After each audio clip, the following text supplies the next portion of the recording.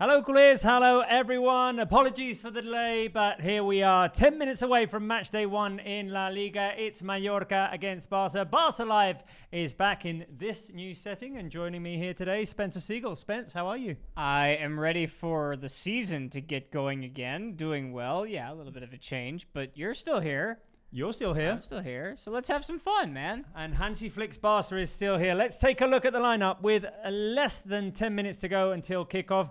We are starting with Joan Garcia, the new signing, in goal. Yes, he is registered. Did anyone have any doubts? I didn't.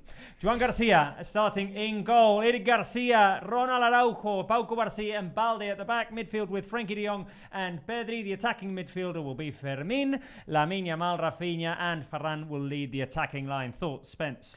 Ready to go for a new season after Barca looked very good in the preseason, I thought. It's pretty easy to do so when you score 5 goals in your most important preseason game, but this is a chance for everybody to get their feet wet, to start to feel what the season is going to look like in 25-26, and that 11 that's on our screen in front of us right there and on your screen at home, that's the 11 today. That's going to take this team through a very difficult Mallorca test. Definitely a difficult test to get started with. Away from home, of course. A reminder that Robert Lewandowski is out injured. He is not in the squad list, so you will not be seeing Robert Lewandowski today. You will be seeing Hansi Flick, who spoke to our colleague Paul Martinez. Let's hear what Hansi had to say. Good afternoon, Mr. Hansi Flick. Today starts La Liga after a really good pre-season, but now time to start with good feelings. Yes, of course. We have a good feeling. The training is really good. Also, how you said, also the matches we in the preseason was okay. But now we have to show it today against Mallorca. Today we have a really good news with Joan Garcia, Marcus Rashford, 2 important players for our team. Yes, of course. But also we have some more players to register. So this is what I want to have all of my team ready to play, and so we have to work on that. And the last one, which Mallorca do you expect today? No, we know Mallorca very well, so it depends also about us. So it's also what I said to the team. We know everything about Mallorca, but we have the quality to dominate this match, and we want to do it. Thank you so much. Good luck, Mr. Hansi. We have the quality to dominate this match, and we will. Let's hope that Barca can do that. Last season, remember, 5-1 performance put in by Barca in that December game. One of the only, I think the only December game, the only December La Liga game that we won. Spence, we took a look at the lineup. I want to ask you, and I want to ask the audience, of course, who will be the key player? Will it be 1, Joan Garcia, 2, Pedri, 3, Lamine Yamal? It's the first game of the season, Robert, and as much as I love the new signings for Barca, including Joan Garcia and Marcus Rashford, which hopefully we'll get to see at some point, and I love Pedri too, this is the opening game. It's the day for Lamine to bring the flame. He's been bringing it all season long. He's been the top scorer of the preseason. 4 goals for Lamine Yamal this preseason. And right from that first game against Vissel Kobe, you could see he was eager to play. He was ready to get going. He's locked in. You can tell already. And he's also incredibly I know he's still 18 years old, right? Or just turned 18. He's building his body now in a way that turns him from a boy into a man. Yeah. That's different. It's going to be a new year for him, too. Why don't we take a look at the goals from the pre-season? Please. Here we are. Goal number 1 was scored by Eric Garcia. A bit of a scrappy goal, but I think we've seen a good version of Barca. I remember talking to Pablo Wolves that day, or in the second game, thinking the performance that Barca put in against Vissel Kobe was more like a match day 1 La Liga performance than a match day 1 preseason performance. The level of intensity, the level of quality of the game. And that's what you want from your preseason games, right? Even if you have to go halfway across the world to make it happen. That was a nice little strike. That we've seen this team do this a lot. In the preseason, they seem to show up. They didn't last year in the Gemper, but this year in the Gemper they did, and I'm sure we're going to see that soon too. There's been a few names to talk about in this preseason, and the youngsters, of course, as per usual. There's always one or two that shine, and Dro was one of the names, definitely, that we need to talk about. He's on the bench today. Yeah, he's on the bench. If we went back the last couple of years, I would say perhaps Fermin was one of those guys from a couple of years ago, or even last year, Pau Victor, before he was able to get that chance. Omar Cazador, Omar Bernal as well. Yeah. Lots of names of youngsters who definitely shine in the preseason and get an opportunity to prove themselves in front of the head coach, who is not afraid of putting them on the pitch. Dro scored in the preseason. Tony Fernandez scored in the preseason as well. We saw a good version of Jofre Torrents as well. So the youngsters have been featuring in the lineup in this preseason. Let's take a look at Mallorca's lineup, Iago Barrasate's side. Let's get it on the screen with Leo Roman in goal, who had a fantastic performance against us last season at Montjuic. Mateo Morey, Valiant, Raillo and Mojica at the back. Morlanes and Antonio in midfield. Asano, Pablo Torre and Darde as the attacking midfielders, and Vedat Murici up front. Always a threat, Murici, and of course it'll be interesting to see Pablo Torre. Yeah, there are a few teams in La Liga who just don't seem to change one year to the next. And Mallorca, for the last 2 or 3 years, it seems like this has been the core, and it's been working for them. They haven't been in any relegation battles. They were fighting for Europe for quite a while earlier this year, or this past season. And this team under Iago Barrasate certainly has the capability of making it difficult on Barça, which is what we're trying to avoid. It feels like we've been playing against Valiant and Raillo forever, for the last 10 years. Forever. Exactly. Yeah. Right, Spence, 3 minutes, 20 seconds to go. I have some information for our viewers on YouTube. All 42,000 of them. Oh, wow. Welcome. Oh, wow. Welcome. Thanks for joining us. Thank you. So this information better be good. That will be after Guess the Score. I'm gonna challenge all those 43,000 viewers to guess the score. Give us your score prediction. Spencer, you give me yours. I know how difficult this game has been in the past, although it wasn't difficult in this exact fixture last year when it was 5-1 or 1-5. Well, it was 1-1 at halftime. True. But if you recall the other game, it was not so easy. We'll talk about that later. That's why I've got a 1-0 win for Barça. You seem to be a bit more optimistic. I am a lot more optimistic. I'm going 4-0. I'm going clean sheet. I'm going 4 goals. This team has scored at a 5 goal per game clip during this preseason. 20 goals, 4 games. That's 5 a game. I want to see that happen again. I want to see them go at Mallorca. I want to see them come out, attack, and play that attacking style of football that we fell in love with last season. Information for all of you watching us on YouTube. 48,000. 48,000. Ooh. What do you got? Right. Those of you who would like to interact with us and type on the live chat will have to sign up for the premium pack. There are 2 options. You can sign up for the basic pack or the premium pack. The basic pack gives you loyalty badges, gives you the ability to unlock emojis and early access to new videos. If you sign up for the premium pack, you'll be able to use the live chat in this live show, for example. You will be able to access exclusive members-only live streams, members-only shorts, members-only live chats, as I said, members-only videos, photos and status updates, and perks from previous levels. So, join us with the premium pack. Interact with us. It'll be fun. It'll be fun. Right, Spence, are you ready? Let's do this. Let's do this. I think we need to be quiet now so that we then start the game commentary. So let's create a bit of tension here.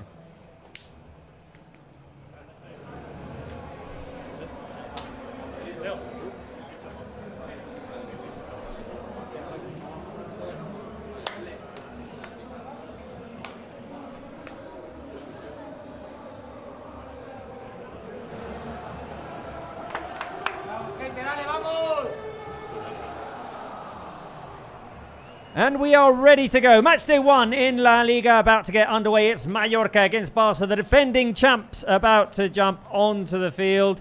And Spencer Siegel, we want to see a good version of Barça today to get started today in La Liga. We are seeing a group of players who are ready. They've proven it in the preseason. They've shown us that they can come out at the very beginning without having to get geared up and going like some other teams take time to get ready. No, the preseason has happened. This is full-on championship football. La Liga starts right now. There it is, the players jumping onto the pitch. Lamine Yamal donning that number 10 that he will be wearing this season, inheriting it from Ansu Fati. Players on the pitch, and we'll take a look at our lineup in just a second. Joan Garcia will start in goal today. The new signing was registered and able to play. Marcus Rashford also registered. He will start from the bench. A wonderful atmosphere at the Son Moix Stadium, and Ronald Araujo, Barca's captain in today's game. Eddie Garcia, one of the starters. Why don't we just do it now, Spence? Barca's lineup: Joan Garcia in goal, Eddie Garcia, Ronald Araujo, Pau Cubarsí and Balde at the back, with Frenkie de Jong and Pedri in midfield. Fermin is the attacking midfielder, Lamine Yamal on the right, Rafinha on the left, and Ferran Torres up front. You said it. Couldn't have said it any better. And every single one of those players, for me, is a threat today to score. I think this goal, because I think it's just, you're going to need one, it can come from anywhere. And we've seen that Mallorca have been scrappy, so this goal could end up being scrappy too. That's how you're going to have to find it today.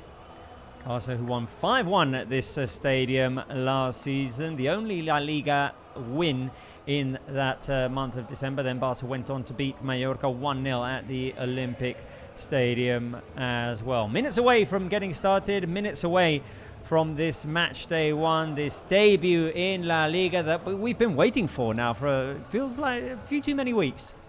Yeah, I'm happy that we're able to kick things off, because even though the preseason games give us the excitement of football returning, it's not like the real thing, and now we finally got it. So this is the first test, and fortunately, unlike many other months that we're going to be seeing this year, August is slow. It gets us going with a bit of head start. Whereas once we get to February, March, or even the Champions League play stage in October, September, November, that's when it really starts to ramp up 2 games a week. Let's enjoy what we have in front of us right now. We do tend to get slow starts to the season, games with a slower pace, lack of rhythm, things aren't all that precise. The difference with this season and last season, we've been seeing it all pre-season long, is that Hansi Flick has been able to work with every single one of his players right from the get-go, right from the very beginning, day one of the pre-season. Everyone was available, not like last season. Players were away at the Euro, players were at the Copa America, some were out injured, new signings were in. Well, and just to add on to that, Barca have had one of the most relaxing off seasons that we've seen in quite some time, in comparison especially to their title contender rivals. Like both Madrid teams who were in the U.S. for a month playing in the Club World Cup. Barca had a couple of friendlies. Yeah, they had to go over to Japan and play over there, but this is a new season with rest, so it's time to go. Right, here we go. The match is underway. Mallorca, first possession. Barca attacking from right to left of our screens, playing in that bright green kit. And Ferran Torres hustling for the first recovery, though he wasn't able to do so. Mallorca will play from behind. Spence, if I ask you who you think the first scorer will be, who do you think that might be? Well, I told you that I've predicted a 1-0 for this game, so the only scorer of the game, I'm caught in two minds, Robert. I'm thinking it's either going to be a more obvious choice, which for me would be Ferran, or I'm thinking about the guy who's playing in not a new spot, but just maybe taking over as, at least for now, while Koundé is injured, a guy we can rely on who scores goals when you don't really expect them. Eric Garcia. Oh, that's your random pick, is it? That's my random pick. I'm going with one good pick, like one normal pick, and then a rando. Yeah, I'll go Rafinha. He's had a quiet preseason in terms of scoring. I think he's been saving up the goals for when it matters. For this match day one, scored twice at this stadium here last season. That 5-1 win, in which we also saw a Ferran Torres goal, a Pau Victor goal, and a Frenkie de Jong goal as Pau Cubarsí plays from behind. And here is Rafinha with Alejandro Balde. Barça with their first possession. Pau Cubarsí wearing that number 5, inherited from Íñigo Martínez, one of the players that we saw leave this summer, somewhat unexpectedly, but it seemed like it was all left on good terms. So good luck to Íñigo Martínez. Yeah, and that tends to happen every year. We see players who come in, and even more typically who leave because they want to find opportunity elsewhere. In the case of Íñigo, it was because he found opportunity on multiple levels, so nothing but the best for him. Here's Lamine Yamal in front of Mojica, and away goes Lamine Yamal. Now cutting backwards, trying to get around Mojica. Yeah. There we go. Lamine Yamal inside the box. Can he set it? The chance up. Leo Roman clears it away. And Mojica manages to boot the ball out of his own box. And Lamine Yamal has come out with some boost, with some creativity here. And that's already the first sign of what we know this kid turning into a man is capable of. He skates by Mojica not once but twice, and Mojica's scratching and clawing at him at every possible opportunity just to keep him off balance, and he still manages to get half cross in there. Here's Barca in possession again. There's Pedri with Pau Cubarsí.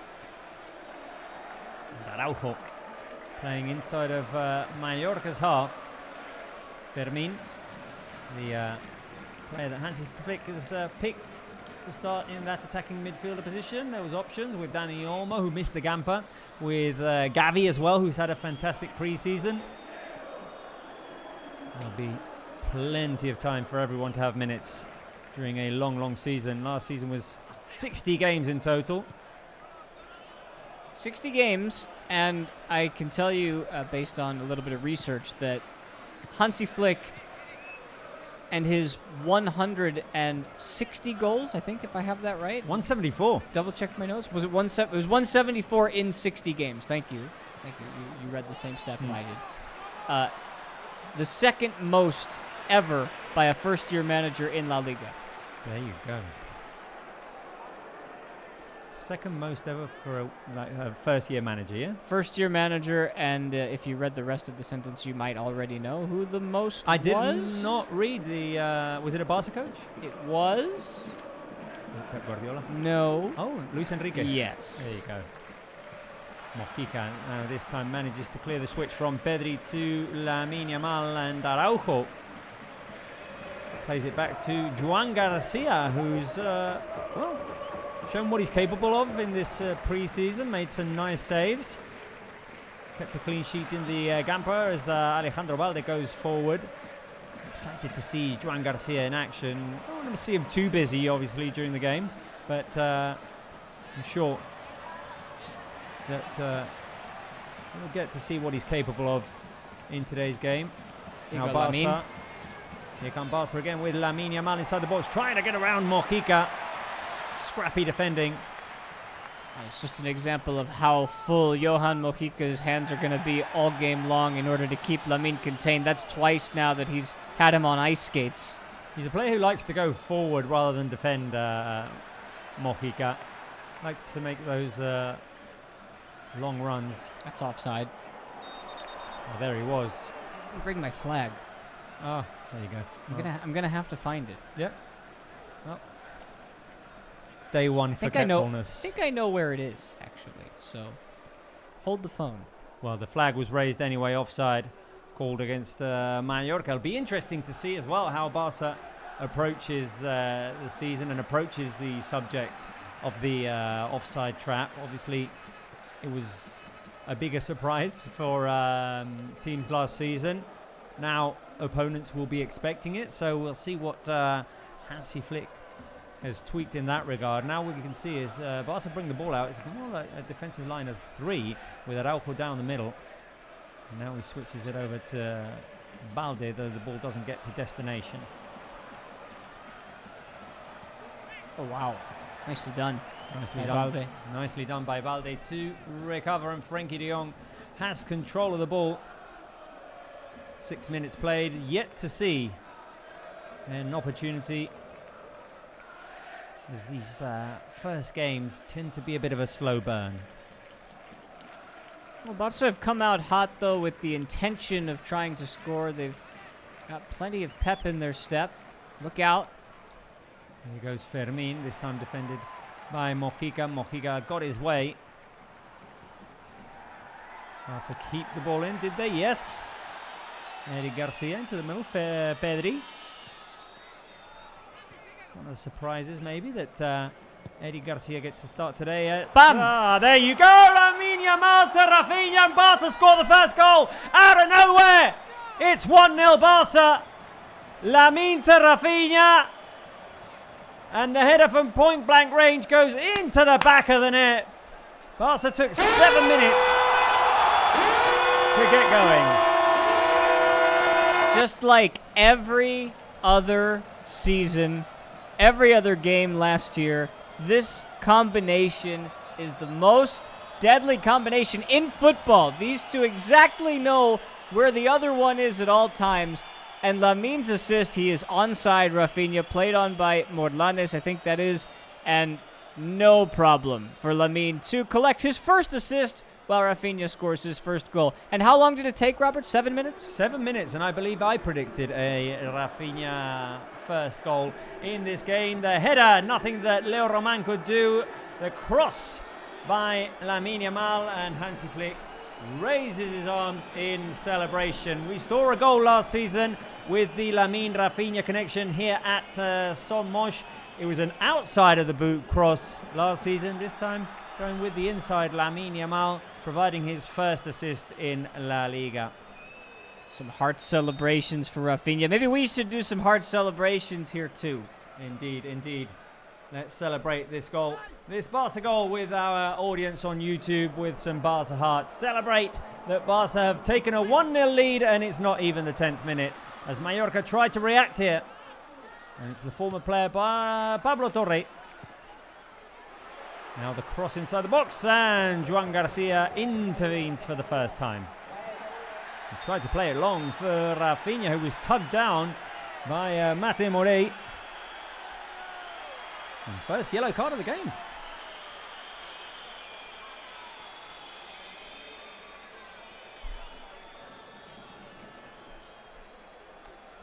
First yellow card of the game for Mallorca's Joan Garcia wanted to get things going quickly. Mateo with the tug from behind on Rafinha, and Iago Barrasate can't be happy with how this has started.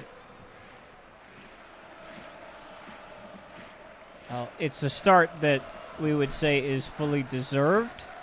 The goal deserved, the intention clearly there from Barça. And Barça still have possession. Here is Balde back to Joan Garcia. Hopefully we're not going to have to talk a whole lot about Joan Garcia today, although we might like to, because at some point this season he's going to be required to make some saves if he maintains this position.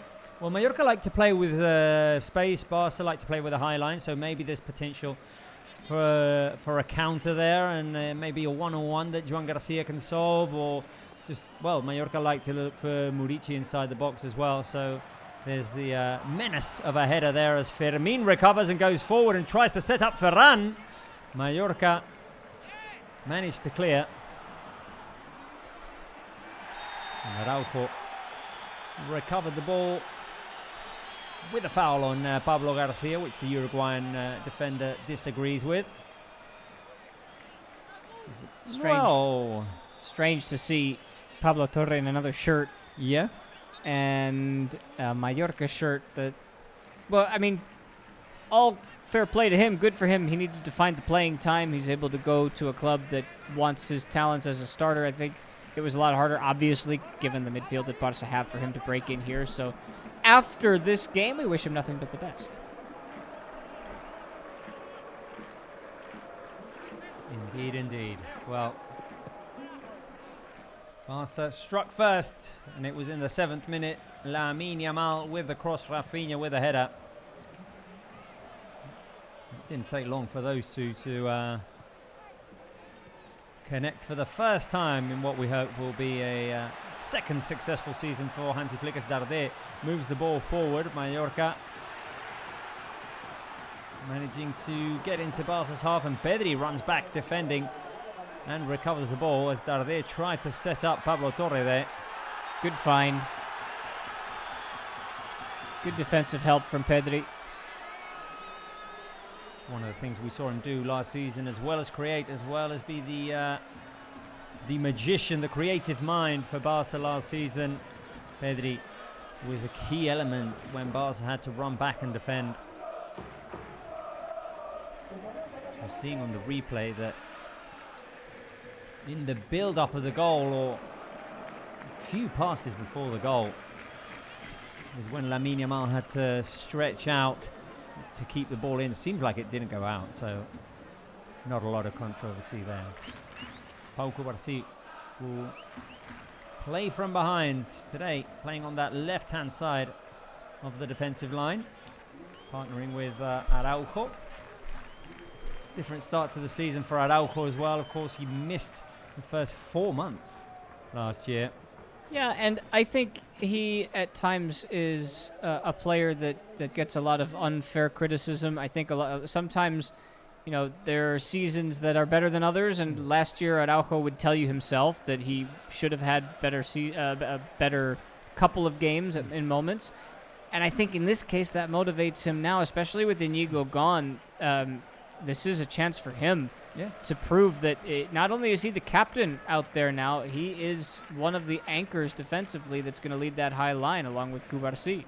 Definitely. And it's different, of course, to start the pre-season on the day of the medical reviews and be able to train from the very first day with your teammates than joining a squad in December that already works like clockwork. Yeah. Here's Lamine Yamal again.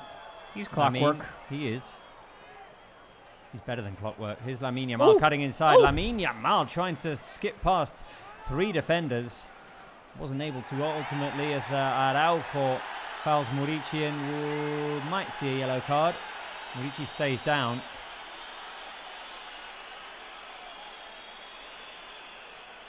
No yellow issued by the referee. There's no yellow coming from the referee, but there is some coming from those Mallorca shirts. Yeah.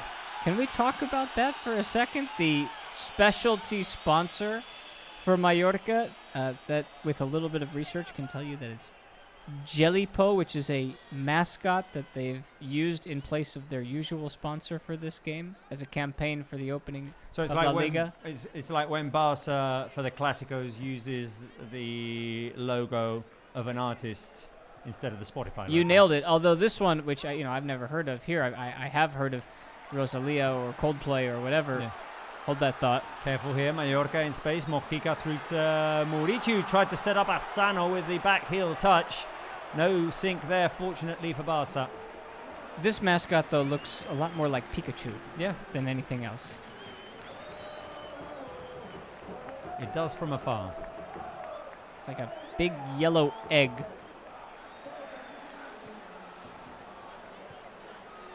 Just like a bright, shining star as well from our position here. You mean like a Mario star? Yeah. Okay. All right. I'm with you. I'll buy it. Well, here's Eric Garcia, started today at right back. Koundé, who extended his contract until 2030, starts from the bench today. We might see him in the second half. Might get to see Marcus Rashford as well, or maybe some of the youngsters. Dro, who's been very exciting in the preseason. Tony and Guille Fernandez as well have shined. Jofre Torrents. We'll see who Hansi Flick uses in the second half. Of course, Gavi and Dani Olmo also on the bench. Here's Frankie de Jong. Fermin to Pedri. Giving the midfielders a lot of time on the ball in that open space right now, so they're just looking to pick out their pass. It's a nice switch by Pedri to the left for Alejandro Balde. Brought it down on his chest. Pedri to Rafinha. 15 minutes played. Barca up 1-0. Rafinha the scorer. This is the kind of Hansi ball that we like because they're very patient. Every pass with a purpose. This is exactly what we saw a year ago. But no rush. No rush, not an abundance of chances, just the one really. The one opportunity. But so far, 100% efficiency, which is not a bad thing in the least.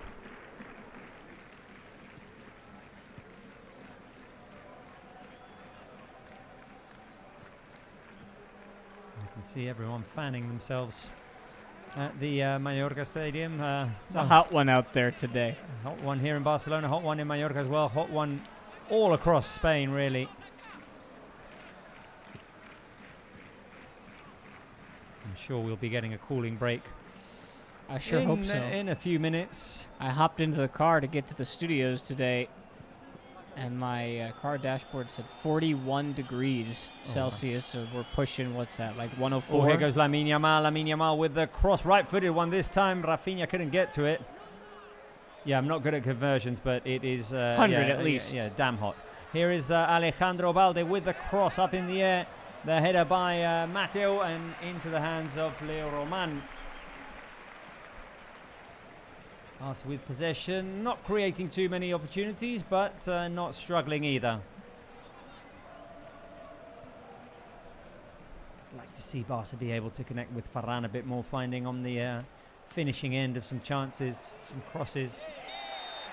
Well, and this is the task for Mallorca is to try and get out of their defensive half because it's proven very difficult. I'm curious, not just for this game as Murici draws the foul, but all season long, because football, like any sport, is read and then react. And so we've all, the whole footballing world read the playbook of Hansi Flick last year and the high defensive line and playing the offside trap. So what does the react look like? That's what I'm curious to see, where not just Mallorca, because Mallorca might not be that team to do it as they come forward again.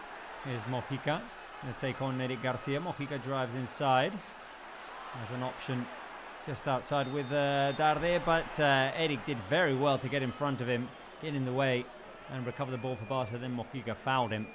But as the season goes along, Robert, there are going to be teams that come in precisely with the plan to keep Barca off of that offside trap and to find a way to break through it. And now, look, everybody last year tried. Nobody seemed to have an answer. Well, it's also a challenge when you're the defending champ. Everyone wants to come at you. Everyone knows more or less what you're doing as well, because they have a whole season to have studied you. So it's interesting to see how Hansi Flick and his staff will tweak things in order to keep Barca being the competitive goal-scoring beast that they were last season. 41 Celsius, 105.8 on the Fahrenheit scale, if you're Fahrenheit, just for the record. It's a hot one today. But can we just say also, Robert, that exactly what you're talking about, with that last year nobody really knew what to expect from Hansi Flick at Barca, and it came in as a surprise. This year people know. If we're talking about La Liga as a whole this year, and the other title contenders, we could say that Barca's biggest rival have that inherent advantage this year, where that we don't exactly know what Real Madrid are going to bring to the table. Careful here with Mojica, who, as I said before, likes to get forward, and this time managed to force a corner kick. Araujo with the rejection. First corner kick of the game, I believe. Players look hot and exhausted already. The armband has detached from the Velcro on Araujo's arm. That's how hot and sweaty it is out today. Well, Mallorca have a corner kick on the left-hand side of their attack. Murici always a threat inside the box, so are Raillo and Valiant. Darde with the long cross looking for Raillo at the far post. Asano went for the creative overhead kick, and now Lamine Yamal has a chance to counter. Here's Lamine Yamal. Oh, couldn't get it forward to Balde. Barca need to defend because Mateo is inside the box. He sets up Murici into the hands of Juan Garcia, who intervenes for the first time to save the day. Simple save, necessary save, and surely onside on all fronts. Murici did right to shoot there. Here come Barca again. Here come back Barca. and forth. There you go. Give Barca some space. They'll take it. Pedri. Pedri weighing his options. Lamine Yamal outside of the boot cross. Intercepted by Raillo, who brought it down on his chest. Now Mojica under pressure. Manages to get it back to Raillo. Barca turning on the press here. Good save by Joan Garcia. Good composure. Not the best of finishes by Murici maybe. But still. First save of the game for the newly acquired goalkeeper.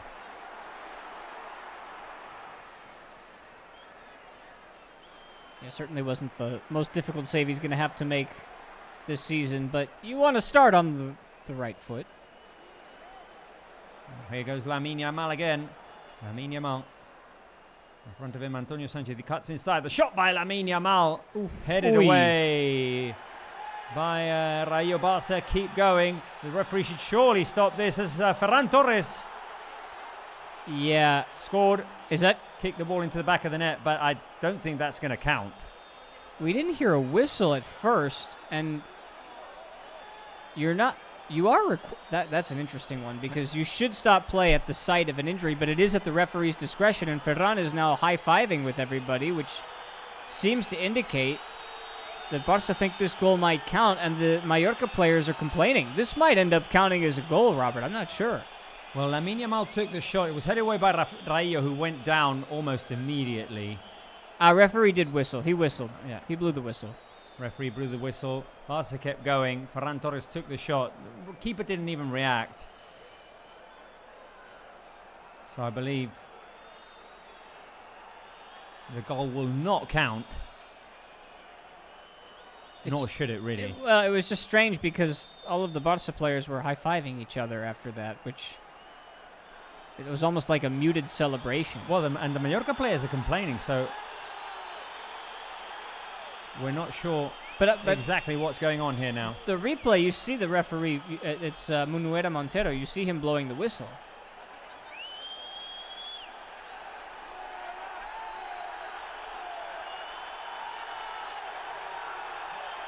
This is going to be a goal. This is going to count. This is going to be a goal for Barca. This is going to count. And we cannot have the season start without a little bit of questions of what's going on. Oh, wow.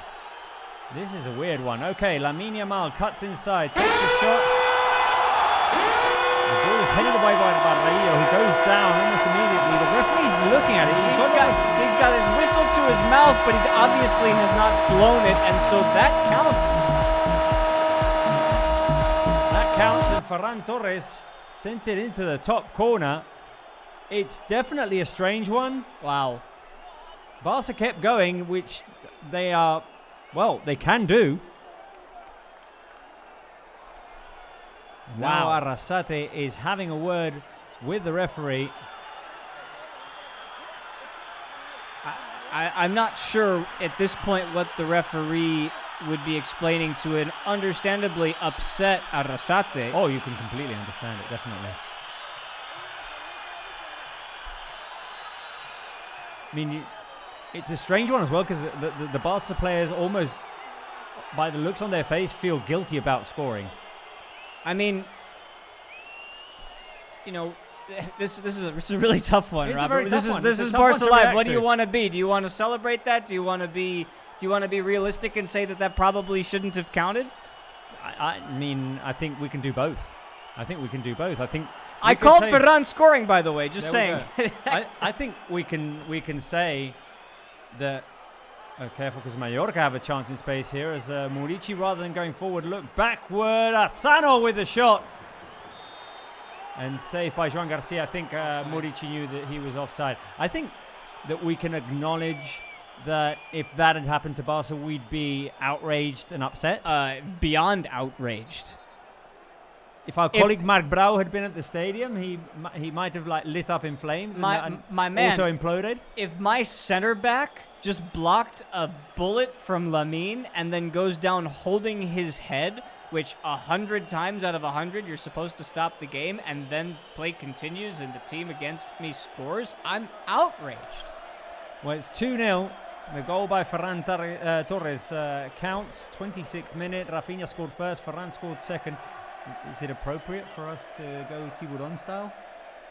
All right, I'm in. Anything goes today.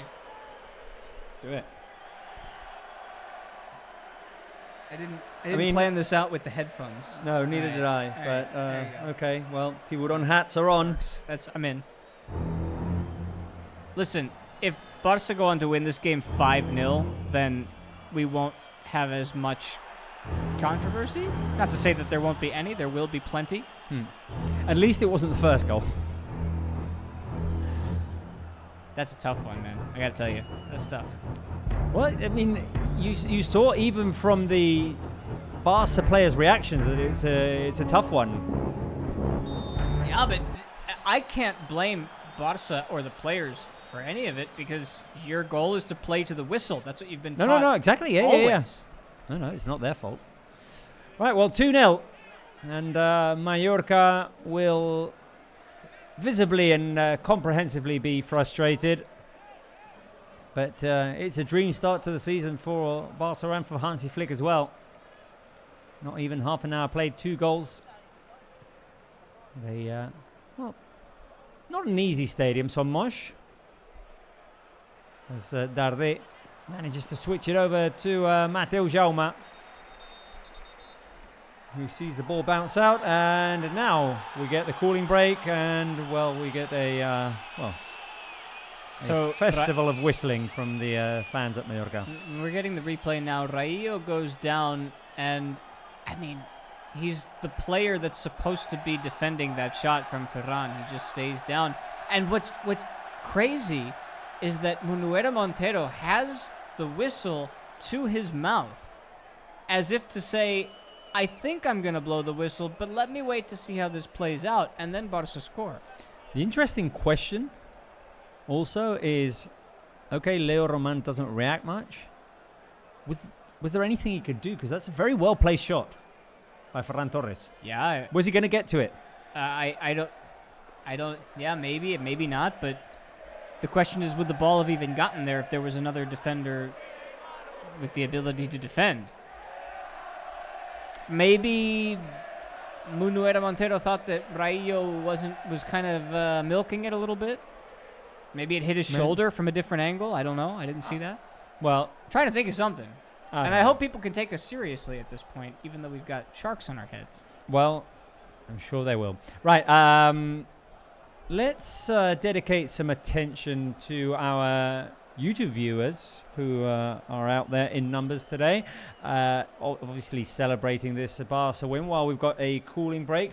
And I've seen some comments out there. I've seen some YouTube comments out there, and I've seen some cool emojis as well. Some cool new emojis. I saw one that said, let's see, where are we? There's a Barca flag there that Elmir Days has used, which I quite like. So why don't we see if everyone can use that one and the Visca Barça emoji. Let's try and flood the live chat with that. We just saw Scaloni at the game, by the way, the Argentinian national coach, former Mallorca player. Former Mallorca player. Do we have any? No, there's no Italians playing in this game. No Italians, I don't believe. Let's see. Well, I can see the Love Barca emoji. Alia says, hi, Robert and Spencer. Hi. Here we are. Glad to be back. And let's see. Let's see if we can get the flags. There we go. There are the flags. There are the flags. Look at them. Look at them. Beautiful. Nice flags. Nice flags on my screen. Well, let's see if we can get them on our screen in a sec. Seems like our live chat on the screen is frozen, but I can see the chat being flooded with Barca flags, which look very cool as the game restarts with Balde playing the ball in from the throw-in. And Mallorca will now have possession after Barca were unable to retain it. Careful, is that going to go out for a corner? No. Throw in Mallorca high up on the pitch on the right-hand side. Let's see how this second goal that they've conceded affects them. See if they are reinvigorated by the outrage.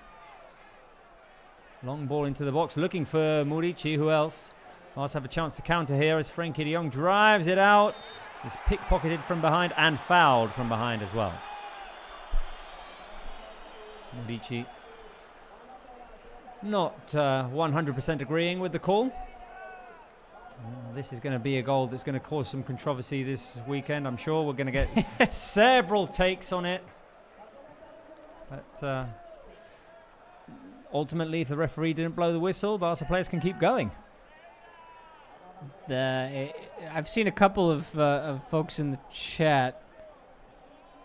Somebody said it's within the rules, but it's a sticky situation. Here it is. This is Elmir Days. It's according to the rules a bit messy and a mistake from the ref a bit. Yeah, but still, I mean, that kind of sums it up pretty well, I think. Yeah. According to the rules, the referee has to blow the whistle. The referee had the whistle to his mouth, but didn't blow it. So Barca players can keep going.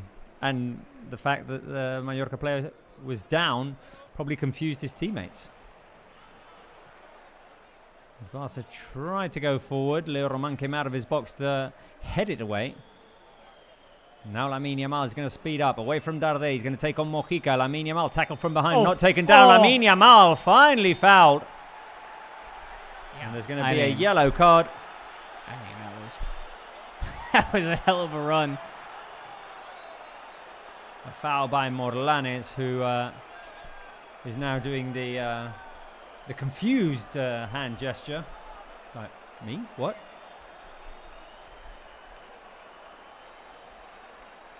Lamine Yamal hacked from behind, and a good opportunity for Barca here to take. There from behind. Well, nope. Foul. Couldn't get him. And yes, Morlanes, you did foul him. Got him pretty good. Look at the state of that turf. Oh. Wait, what? Was he the player booked? Oh boy. Oh dear. Oh boy. Morlanes with a second yellow. I didn't realize that he was the one that got the I first didn't booking. realize he was the one who was booked first either. Well, there you go. Okay. I took out one of the cards, but I should probably take out the other. It's fitting because it's the same color as Mallorca. Well, and I know who's not going to be happy at their press conference today. Wow.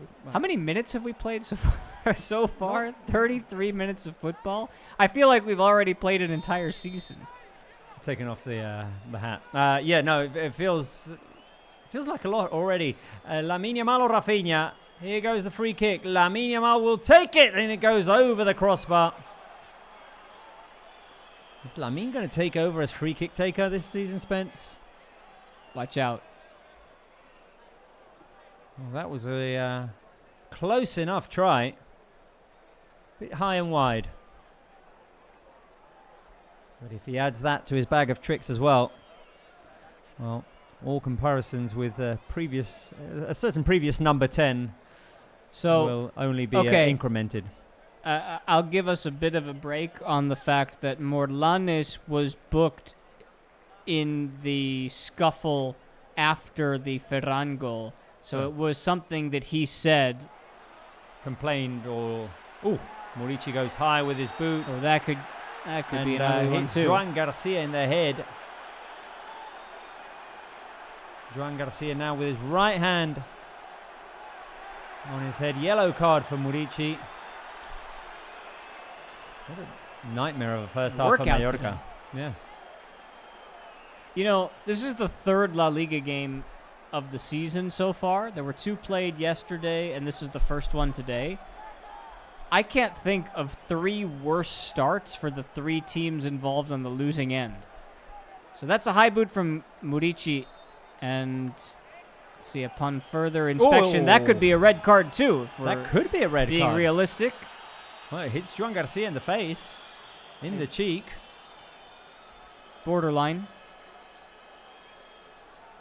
It's going to hurt, and it'll be reviewed. Is it going to be reviewed? Or are they just having a conversation about it? From Girona's goalkeeping and first half issues yesterday to then Oviedo in their first year back up in 25 years and suffering an early red card and a missed penalty and then losing to Villarreal, and now Mallorca down 2-0 and a man. Could it be the first time? Well, it might not be the first. I don't know if we have any data on this, but first 3 games, 3 red cards? Yeah, it's something worth exploring. Well, that was definitely a dangerous high boot by Murici. I mean, that's more of a red card than anything that Morlanes did, in my book. Obviously, he got 2 yellows. And I believe he's going to the monitor, and they're going to look at it. This is going to end up being an 11-on-9 situation. Oh, wow. Let me just get this card ready. Well, VAR is going to take a look at it. Well, if you look at that image that they're giving us right now, that's a straight red. High boot by Murici. I mean, Murici should know better in this instance. He's got to know he either has to get the ball. Thing is the contact lateral? Is it with the studs? I guess it's not with the studs, otherwise Joan Garcia might be bleeding. It's high enough to be considered dangerous play. Yeah. Not violent conduct, but dangerous play for sure. Well, they're taking a good look at it. All eyes are on Munuera Montero. And he's having a good long look at this too. Well, if you freeze frame it right where they've just freeze framed it, it looks like it has to be a straight red. No yellow, red card. 11 against 9. 11 against 9. Second red card for Mallorca. Morlanes was sent off for a double red, and Murici now, because of that high boot which contacted with Joan Garcia's face, now sent off with a straight red.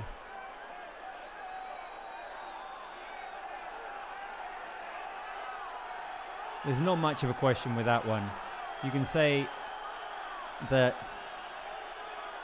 you can argue if you're a Mallorca fan, well, if you've just shown Morlanes a yellow because of complaining, maybe 2 minutes after, don't show him a yellow, although it was a clear foul as well. So, I mean...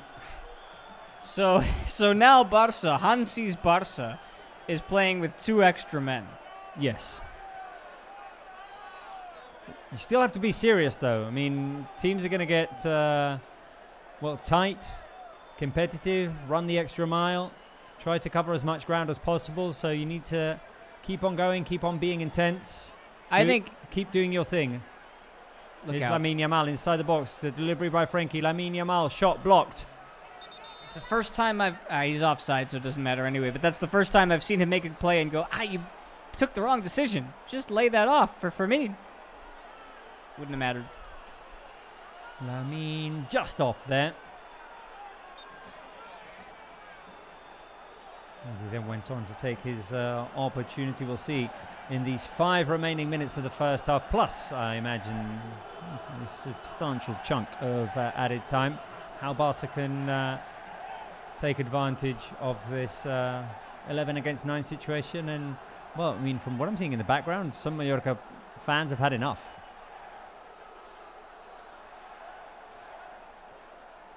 Hard to blame them, really. I mean, I understand their frustration today.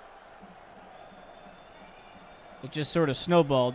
It started with the second goal. Yes. The second goal is what's going to frustrate them the most, I believe.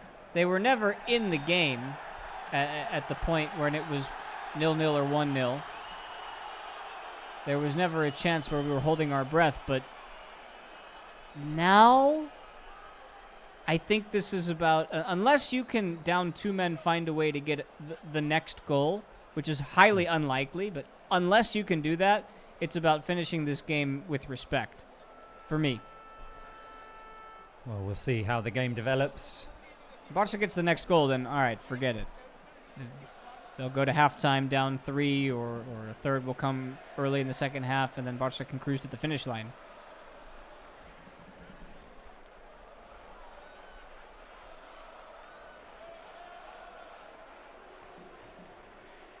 Well, Leo Roman will play it long. Fermin tries to bring it down on his chest. Ball won by Antonio Sanchez. The cross by Pablo Torre, who's moved to the right now. So Mallorca have had to reorganize here. Now Pablo Torre with the tug from behind on Alejandro Balde, and it's a clear yellow. Yes, they just keep coming.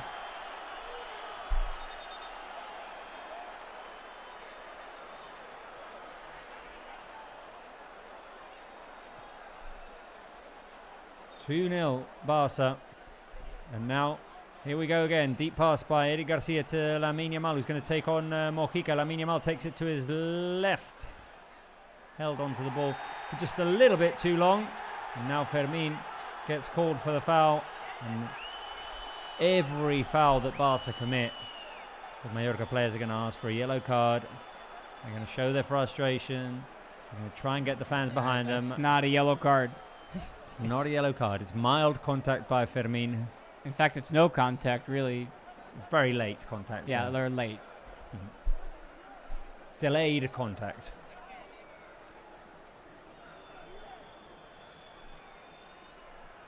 Well, all the controversy in the sending off. Oh, you don't like to see that. The sad little boy, unhappy with the situation. Oh, dude, the season's 38 games long. It's okay. He'll be fine. Mallorca will be fine.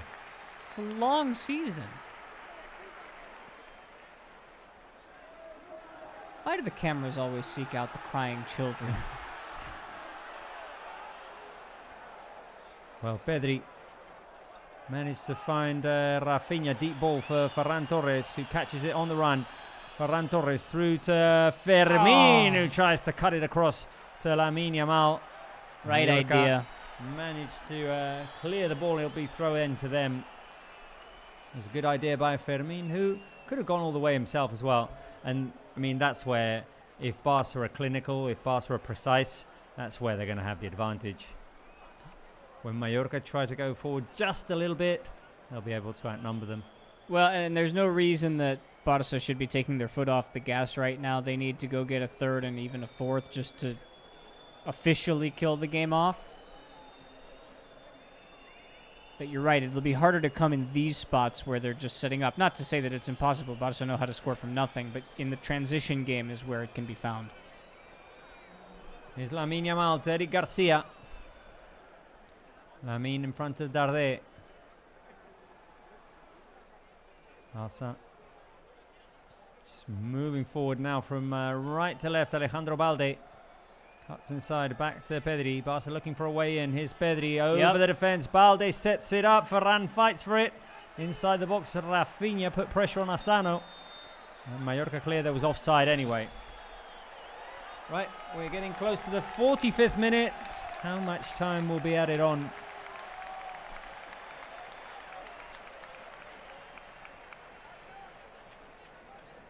Three of the 9 Mallorca players out there are playing with yellow cards, by the way, now. Okay. And Arrasate himself has one, too.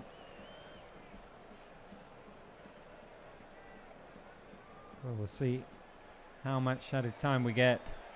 7 minutes. Oh. 7 extra minutes in this first half. Of course, the cooling break, 2 sending off for the controversy with the second goal. Makes sense. Here's Asano inside of Barca's box. Tries to cut it back across, and Joan Garcia picks it up. Now Barca have a chance to run here. Frenkie de Jong. Forward to Lamine Yamal. Lamine waiting. Got the overlap of Frenkie. Lamine goes right, now left. On the edge of the box is Pedri. Lamine tries to switch it to Rafinha. Ferran Torres picks up the rebound. Shoots, blocked. And Barca will be able to restart as the ball was cleared away and Eddie Garcia picks it up.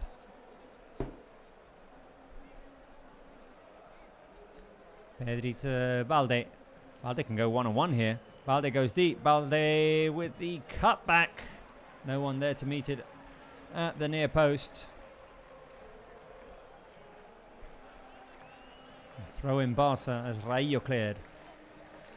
Doesn't look like their Mario Star Pikachu logo has given them much luck today. Not a whole lot, no. In fact, I'd say it's done the opposite. They'd never want to see that thing again.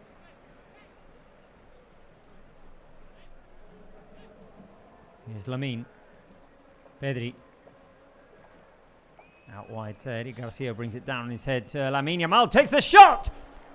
Just wide. It had the visual effect of a goal because the ball bounced.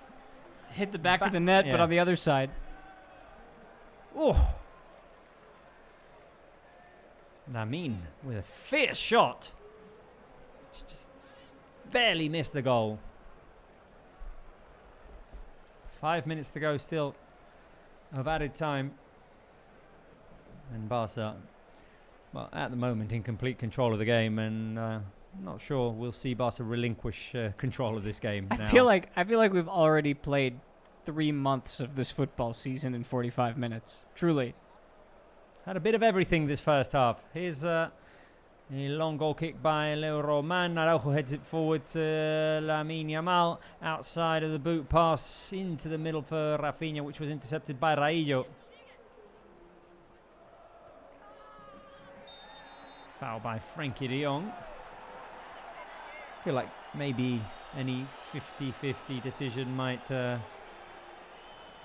against Barca at the moment. Just those, well, maybe questionable calls. We'll just go Mallorca's way to try and keep things peaceful. Hansi Flick looks stoic. Focused. Well, in spite of all the controversy regarding decisions against Mallorca, Hansi can be pleased with his team. Not a whole lot of opportunities, I'd say, which is one thing that we might want to see improved in second half and next few games. But it is always a struggle in these first games in La Liga. You add the element of the heat as well. Energy just fades as the halves go on, first and second.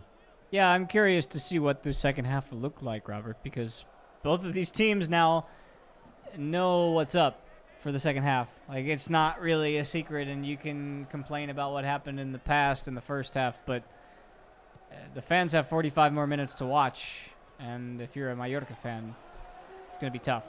Curious to see as well who Hansi decides to bring on, and with the game in the situation that it is right now, just 2-0 up, 11 against 9, do you at some point think, okay, well, maybe today is the day that I can rest Lamine Yamal or Rafinha or key players like that? Mallorca do have a corner kick here, though. I mean, how much rest is really necessary at this moment, though? The season just started. There's no Champions League going on. The next international break comes in 2 weeks. I don't know. Play football, no? We'll see what Hansi decides. Here's Pablo Torre with the cross, headed away at the near post by Rafinha. Careful with that header by Antonio Sanchez. That's what I mean by the next goal. That's what I'm saying. You just never know. I mean, Mallorca only have 4 players in the box, and Barça have, by my count, 9. But if one person puts the ball in the right spot, it goes from being 2-0 to 2-1, and all of a sudden there's skin in the game. 2 minutes remaining in this first half. Barça looking for yet another goal here.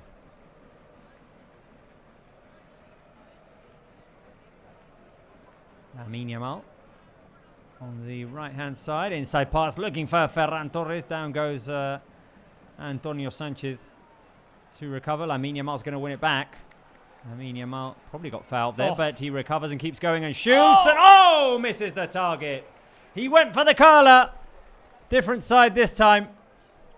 Same outcome as in the previous shot. Lamine Yamal hustled to win it back. Won it back.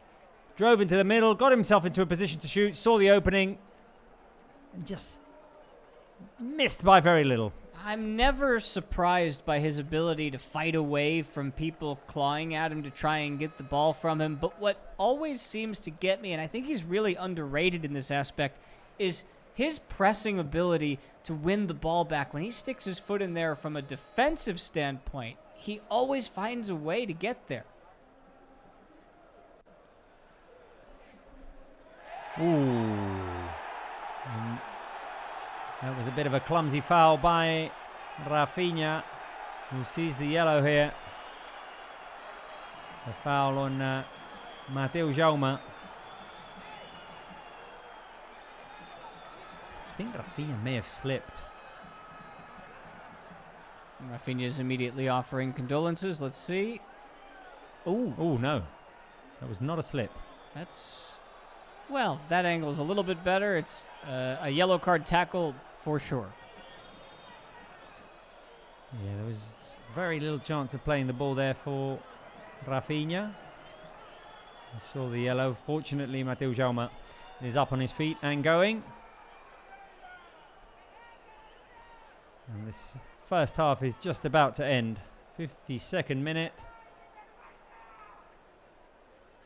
Oof. Yeah, that's a professional yellow card foul. Not sure why. It doesn't seem necessary in the 53rd minute of the first half, but hey. Rafinha immediately went to see that Mateu Jaume was all right. Final whistle in this first half. And Barça take a 2-0 lead into the dressing room. Goals by Rafinha and Ferran Torres. 2 sending offs as well. And what was, well, a first half in which Barca got the job done quickly. Just as many goals as there were red cards, and we still have 45 more minutes to play. That was a crazy one, and I'm expecting more from the second half in this one too, seriously. Well, the players head into the dressing room, and we'll be back with commentary in the second half.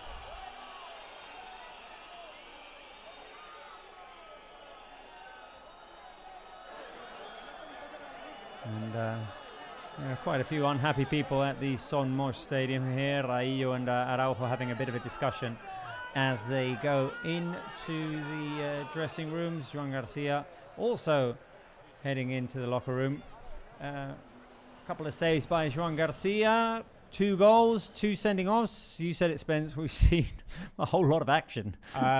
Wow. What a way to start the season, Robert. We're glad that those who are with us on Barca Live on the chat and watching along, we've got a whole bunch of people who are just as curious as we are to go through that first half. So we'll have to do it as the second half moves along, hopefully en route to a Barca victory. Shall we ask the audience if they liked or disliked the first half? Old school. Old school, thumbs up or thumbs down? Up or down? We're going up. Obviously. It was an entertaining first half. If you like football, then you had just about everything there. There you go. I think our control room is going thumbs up as well. Let us know on the live chat if you approve or disapprove of the first half. Why you would disapprove, I don't know, because, I mean, it's, we're 2-0 up. We're good. And your prediction is out the window, Spence. Yeah, I didn't get that one right. Right. Well, we're going to take a little break here in the studio, but we're going to kick it, as always, to our friend Pablo Wolves, who has a halftime quiz. He's the halftime quiz wizard. Get him. The Quizzard. Get him, Pablo. Pablo Wolves.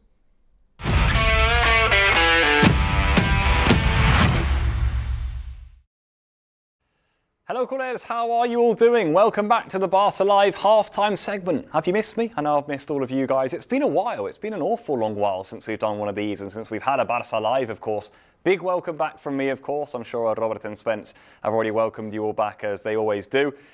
Today we've got, again, though, another halftime quiz. That's what I'm here for. That's what I'm always here for. And I'm sure you guys are going to be very excited to get into it too. Whilst it feels like it's been a while, it also feels like it's come around quickly again. I don't know how you guys feel about that, but yet again we're back with La Liga action. It's Hansi Flick's second season in charge. We've had a very exciting pre-season here on FC Barcelona's YouTube channel, which as you can see I've got in front of me right here. And again, La Liga is back, and I'm back with the halftime quizzes for you all to get those brains working during the interval. I know last season, very successful season. You guys really enjoyed the halftime segments. You got the answers in the chat. You were competitive with each other. Who could get 3 out of 3 was a big thing. I can tell you this year, it's going to be 5 questions for every single halftime quiz. So even more questions, even more Barça trivia for all of you to enjoy. Without any further ado, let's get straight into the quiz then for you all. Very warm welcome, by the way, to all of you watching on FC Barcelona's YouTube channel for match week 1 of this Barça Live. Right then, I've got a quiz for you all. 5 questions I've got, and they're all on Barça's pre-season fixtures. We played 4, of course. How many of you are going to get 5 out of 5 on the quiz, though? Here we go. Question number 1. How many players for Barça featured in pre-season? So, how many players featured in pre-season Barça as a whole? During those 4 games, how many were there? Was it 24? Was it 27? Or was it 30? As ever, we're going to have three different options for you all to choose from. Let's get the answers in the chat then. Let's get them rolling in there. I want to see the competitiveness in there again. I want to see who can get 5 out of 5 on the very first day here of Barça Live and Barça's first game here away to Mallorca. I want it to be a competitive year for you all. Competitive just like Barça are on the pitch. Right, first answers coming in here. Is it 24, 27 or 30? Who got it right? Number 1. Who starts in the perfect way? Number 2, 27 players were used in total by Hansi Flick in pre-season. It was a very exciting pre-season, wasn't it? Lots of young players got on the pitch, so we very much enjoyed that too. And of course, the regulars from last year. Right then, straight on to question number 2. We've got 5 of these, so let's keep on going. Who was Barça's top scorer in pre-season? Was it Gavi? Was it Ferran Torres? Or was it Lamine Yamal?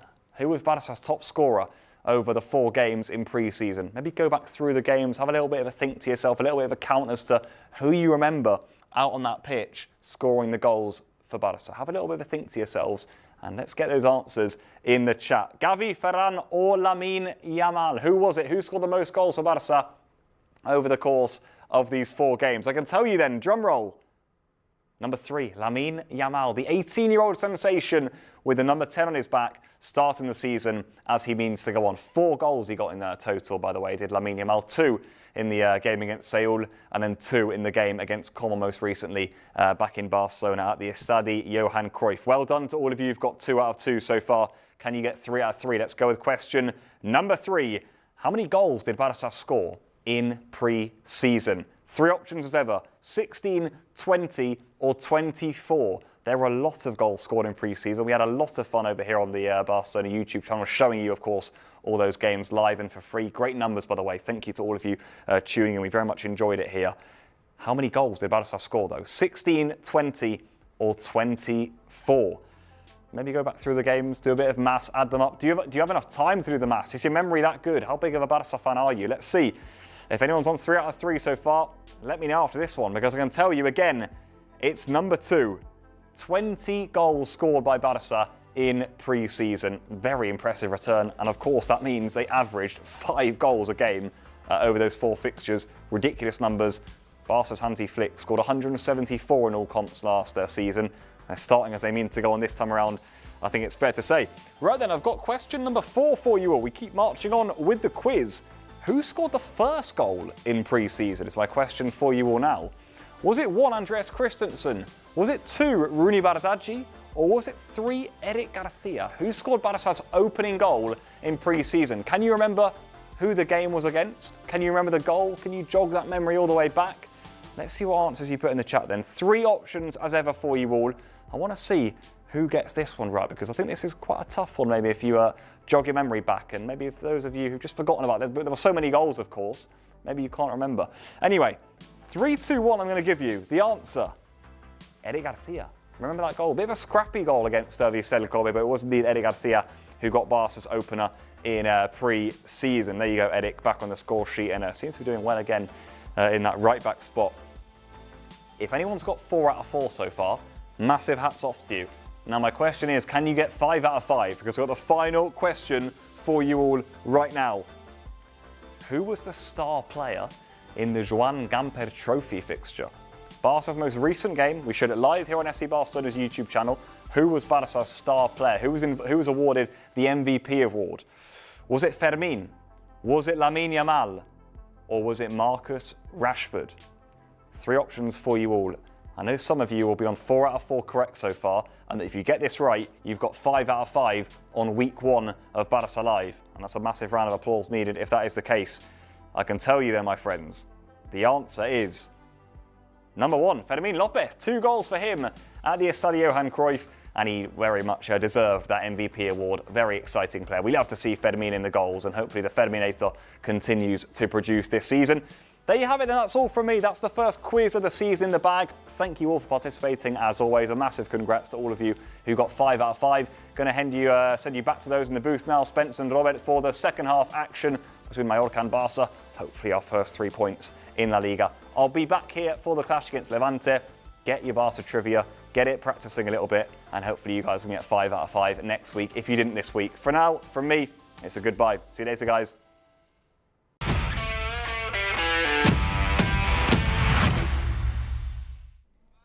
Thank you very much, Pablo, for the halftime quiz. How did you, Spence? 5 for 5 because I watched the preseason. Didn't you? You're all studied up? Always. There you go. Yeah. Right. There we go. Nicely done by one of our technicians here. Getting the screen a bit further away from us. It was a bit too close. Yeah, it was very shiny. Remember when when you're like a child and your parents tell you you're sitting too close to the TV? That's how I felt. There you go. Right.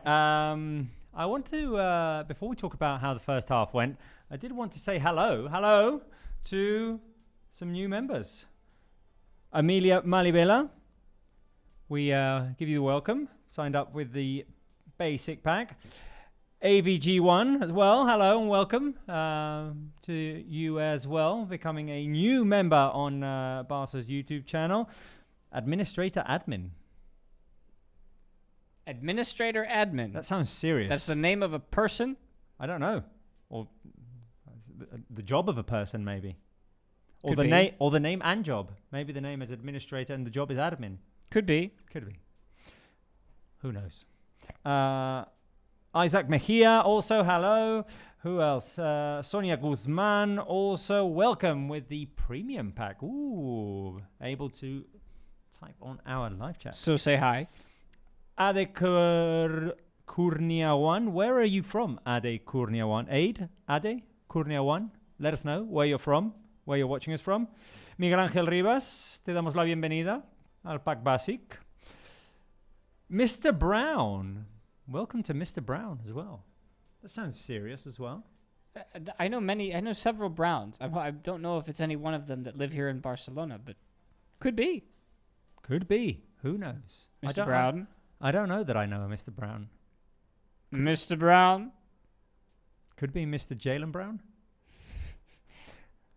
Alfredo Gauto. Hello. Hola, Alfredo. Yandy Mirabal Damas as well. Has ascendido a Pack Premium. There you go. Pack Premium. Able to type on the live chat as well. And hello to everyone watching us as well. Are you happy with how the first half has gone at the Son Moix Stadium? 2-0. Rafinha and Ferran Torres, the goal scorers in a controversial first half, but nonetheless a successful first half. Look, I just conjured up the thought throughout that half as we were all stewing and thinking about what was going on, because it was a lot to take in and a lot to process. That first half, Barca did everything that they needed to do. They got a couple of moments that we'll look back on and say they were on the right side of history. In this case, fine. Just keep your head in the right spot. And now, it's pretty obvious, go out and finish this game with the most professional possible 45 minutes that you can come up with. Well, we just saw Dani Olmo head into the dressing room, so maybe Dani Olmo is a player who comes on right from the beginning of the second half. I've got a question from Tandika. Tandika says, is this how the watch-alongs will look like from now on? Yes, this will be the setting for the watch-alongs for Barca Live this season. We'll try and give you the most professional show that we can. We'll try to keep interacting with you. We got kicked out of our old apartment, and we're going to try and make this as cozy as possible. We'll have to do some decorating in the background, I think. Make it ours. Make it ours. Are you saying we got evicted? Well, rumor has it. That's all right.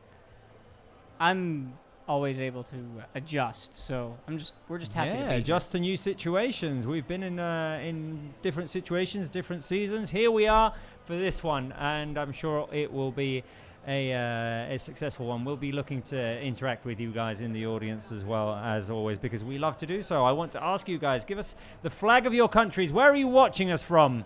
Where is all the support from Barca coming from today? As Mallorca, ready to make 2 substitutions. I saw Dani Rodriguez ready. Mascarell is ready as well. So, I'm guessing 9 players, you go 1 goalkeeper, 4 defenders, 4 midfielders.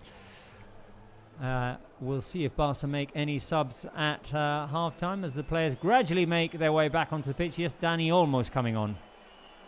Yeah, so the first substitution that helps Barca create some chemistry this year, just to get back into the swing of things. Doesn't come as a surprise to me. I'm curious to see who he comes on for.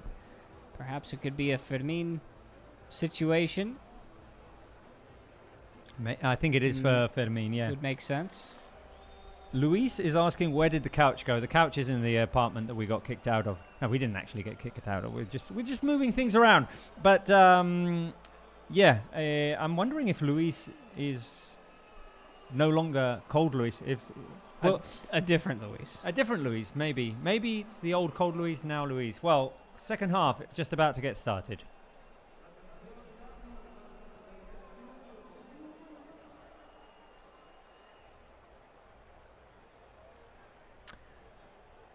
And the players are on the pitch for the second half of this Mallorca-Barça game. 2-0 at half-time. Goals by Rafinha and Ferran Torres. 2 Mallorca players got sent off, Morlanes and Murici, and therefore Iago Barrasate's side will have to play the whole second half with 9 players. 2 substitutions for Mallorca, 3 substitutions rather, as Dani Olmo will come on for Fermin on Barca's side. Mascarell and Dani Rodriguez also come on for Mallorca, and there's a third one now that we'll have to confirm. Number 18 for Mallorca is Mateo Joseph coming on as well, one of their new signings for this season. He will come on for this, will probably be a complicated second half for Mallorca, but you never know. You never know in football. Tough way to make your debut for a club when you're coming on being asked to be one of the 9 men on the pitch playing against an 11-man Barça, but that's what his job is going to be, and Barca's job in this second half is to go find the next goal and then worry about the rest later. Don't waste any time. Get that third, put this game officially out of reach. Stick to the plan. Here is Barca in possession and playing with Joan Garcia in goal, Eric Garcia, Araujo, Cubarsí and Balde at the back, Frenkie de Jong and Pedri in midfield. Now Dani Olmo, the attacking midfielder, Lamine Yamal on the right, Rafinha on the left and Ferran Torres up front. Incoming cross by Lamine Yamal, just a little bit too long. Balde's going to chase, but Dani Rodriguez will protect. And it's going to be goal kick Mallorca. You wonder, a game like this, do you get a chance to see some of the youngsters maybe? Dro, Tony Fernandez, Guille, Jofra. I think it would take another goal or 2 to make that happen. I agree with you. Of course, also fans will be eager to see Marcus Rashford in action. We saw him score in the preseason. I think we've seen some very good minutes from the new signing. There he is, warming up. Speak of the devil. Wow, you're right on it. There you go. Actually, you can't say speak of the devil in this stadium because they're all devils. They're the demonios.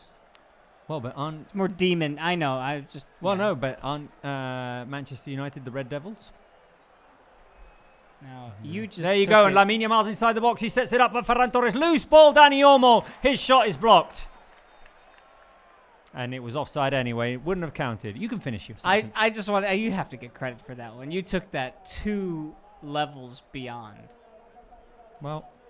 You're playing here. You're playing chess. We're all just here just playing checkers. Nicely done. Never was able to play chess. You found your calling anyway. There's too much logic in it. Right, second minute of the second half, which will be interesting to watch, see how Barca can try to take advantage of this 11 against 9 situation, outnumbering Mallorca. Ball played back to Leo Roman, who will definitely have fonder memories of his game last season at the Olympic Stadium in Montjuic than this one. That was a game to remember, really, for a number of reasons. As Lamine shows you that he's still Lamine, but just wearing a new number on his back. We get to see the 10 in plain sight here in the second half, really for the first official time. Oh, Pedri, nice ball through to Dani Olmo, who plays it wide to Alejandro Balde. Balde hangs on to the ball, couldn't set up Pedri. Here's Mateo Joseph. Tries to drive out with the ball and does drive it out of bounds. I remember that game at Montjuic. I was at that one that finally broke the curse. Oh, yes. The curse that said whenever you went to Montjuic, Barca would lose. They were 0-4 until that game, and they took 40 shots and found one to find the back of the net. Oh, there's Lamine Yamal looking for the curler. High and wide. Squeezing the ball in between two defenders. The first real chance for Barca in this second half.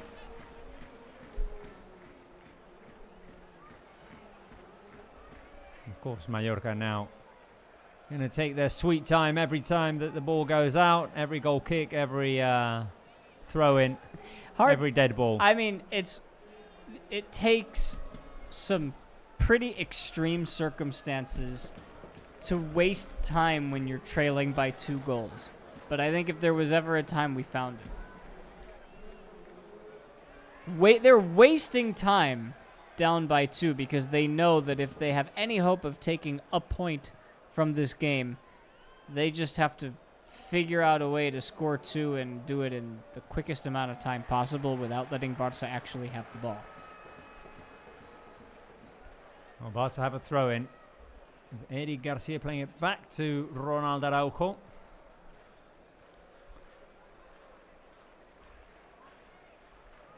Pedri looking for options. Who are you excited to see in this second half, Spence? Well, let's start with the man on the ball now, and then still there's this guy. Oh, here we go. Lamine Yamal back to Ferran Torres, who Balde could have wanted it. set up Rafinha. Balde wanted it as well. Ferran took the shot himself off balance, falling backwards. Couldn't get enough on it. Let's see, this pass upon the replay review will tell us that, oh no, Balde probably would have had to reach back for it, so Ferran did the right thing. Just couldn't keep his footing. Corner kick, Barca. Here's Frankie to Rafinha in a central position. He feeds it out to Dani Olmo. Olmo to Rafinha. Barca playing patiently. Now the ball finds its way to Lamine Yamal outside of the boot, into the hands of Leo Roman. I thought at one point he caught Leo Roman so off guard the ball was going to float over him. You know, when Lamine hits it with the outside of the boot, I don't blame you. You have the right to get excited. That's just what he does. When you have a 2-man advantage and Lamine has that much space, just let him cook. He can do whatever he wants. Of the players coming off the bench, Spence, who do you like to see? I mean, the obvious answer is Rashford. We've got Gavi's had a good preseason as well. Of course, there's the element of Dro, as a Mallorca player went crashing into the advertising fences. And now Dani Rodriguez is upset because Araujo was a part of that altercation, and Dani thinks that he probably could have done something to avoid that. You know, getting a really good look at it in game motion, the Joan Garcia keeper kit is really nice this year. It is. Although it's a little bit too green to be playing with the green kit as well. Yes. But I still I love it. It's a clean challenge. It's unfortunate because it was right next to the corner where the where the advertising boards are. Everybody appears to be all right. And we're ready to go. 52nd minute. To answer your question, I want to see Rashford. I want to see Rashford in this game. I think we all know that he's capable of doing some great things in attack, and the fact that Barca have this two-man advantage means he's more likely to get that debut goal, which let's get it going. Let's get it out of the way. Let's get him hot. As Mateo Joseph now has to go off the pitch and is allowed back on, so just a formality there. For a moment, because he's behind the play, it's 11 on 7. There he is. Now he's and back Frankie in. just dribbles the ball enough to allow him to rejoin his team. Balde through to Dani Olmo, tries to feed Ferran Torres. Ball falls back to Olmo. And it will be throw-in Barca. Yeah, definitely would like to see Marcus Rashford in this second half. As you say, important to try and get that first goal out of the way so there's no angst. No pressure build in the games coming. Just get that out of the way and feel comfortable from minute one playing in this Hansi Flick system. I mean, we heard him speak so highly of Hansi Flick and the team's mentality when he first joined Barca. And then he's been impressive in the preseason. Fit in very nicely to Barca's tactical schemes as Pedri finds Lamine Yamal inside the box. Lamine tries to play it in, forces a corner kick. The ball went off Mojica. Yeah, what's impressed me the most, I think, and we sort of knew this even when he was at United, is he's got just a really great professional head on his shoulders, and it seems like he carries himself the right way, which is what you want to see for a Barca player. And he knows where he's coming to as well. He's coming to like a league champion team, a team that made it to the semi-finals, obviously a Copa del Rey and Super Cup winning team. So a team that's had success last season, and he's going to have to fight for his opportunities with players like Lamine Yamal, with Rafinha, who were just like cornerstones of this Hansi Flick system last season. Yeah, if anything, he's going to give those players the respite that they need in order to recover and prepare for other games as well, and he'll have his games where he'll be able to start. But when games, because we Hansi talked about it at the beginning of the year last year, when Barca go out, they're trying to win the game in the first half so that the second half can be not a rest, but less stressful. Didn't live it that way at times in the past. Under Hansi, they won a lot of games last year in the first half, and that can allow you to rest players if necessary. Today could be one of those days if they can get one more goal. So pressing to recover. Rafinha makes a run at Leo Roman, who clears long. Cubarsí hustling with Mateo Joseph, who's come out energetic. Yeah. Now Daniel Rodriguez, fresh legs for Mallorca up front. Also win it back, but give away a throw-in. 10 minutes played in the second half. See, now these are the moments in the game now where Mallorca have a throw-in in their attacking third where it can work both ways. If you're Mallorca, you got to score a goal at some point, so bring a couple of players forward, try to get a ball into the box. If you're Barca, as soon as Mallorca lose it, get out on the counter-attack, although this is going to be a free kick set piece for Mallorca after the foul. Set piece for Mallorca on the right-hand side. Ability to create here from the dead ball, an ability to cross the ball into the box. A foul by Dani Olmo. Stepped on Mateo Joseph.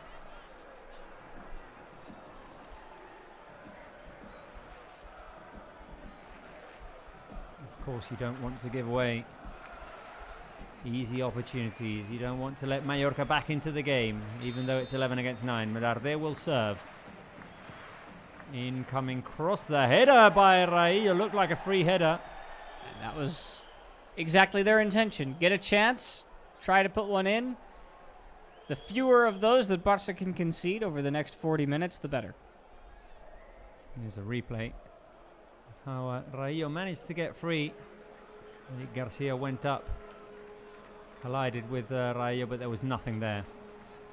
So Rafinha tried to connect with Balde, who's making the run. Balde playing almost as a left winger here now in the second half.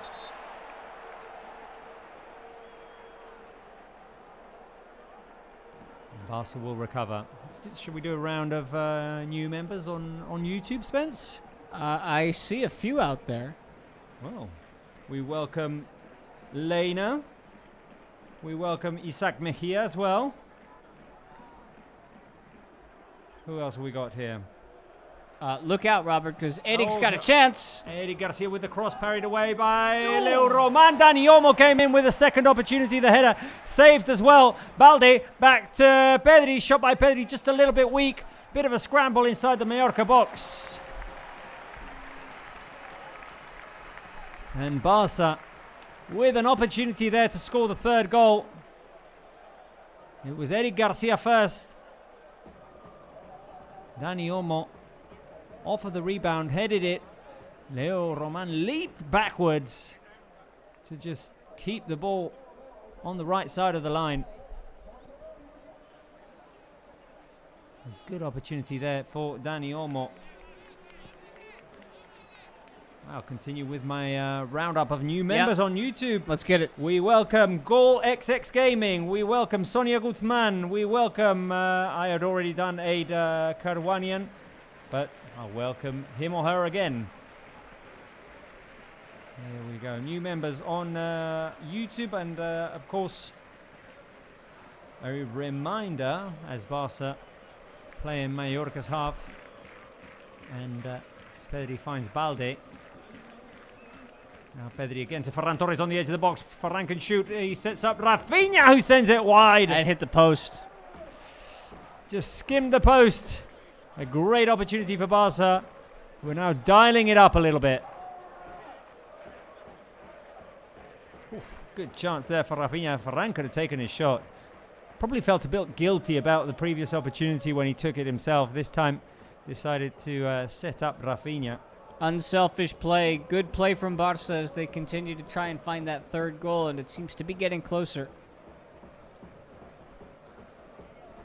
A reminder as well, you've got a question on your screens, and that if you want to answer to that question, you can sign up for the premium pack on YouTube Premium. You can have exclusive access to members-only live streams, members-only shorts, members-only live chats like this one, members-only videos, photos and status updates, and perks from previous levels like the basic pack, which includes loyalty badges, emojis, and early access to new videos. So be sure to sign up and join the Barca YouTube experience. Here's Alejandro Balde. Pedri to Lamine Yamal. Slow burn attack from Barca. Pedri tries to switch it over, and it's chested down by Antonio Sanchez into the hands of Leo Roman. Maybe time to shake things up a little bit, Spence. Yeah, this could be the moment. I haven't really had a problem with what they've been doing so far, but you could always use a substitute or two. This might be the Rashford time, right? Give him 25 minutes. So yeah, maybe wait 5 minutes, and now we have a collision of heads, which is one of the elements of this game that's already been talked about. Dani Rodriguez and Cubarsí, and they are both in a bit of distress.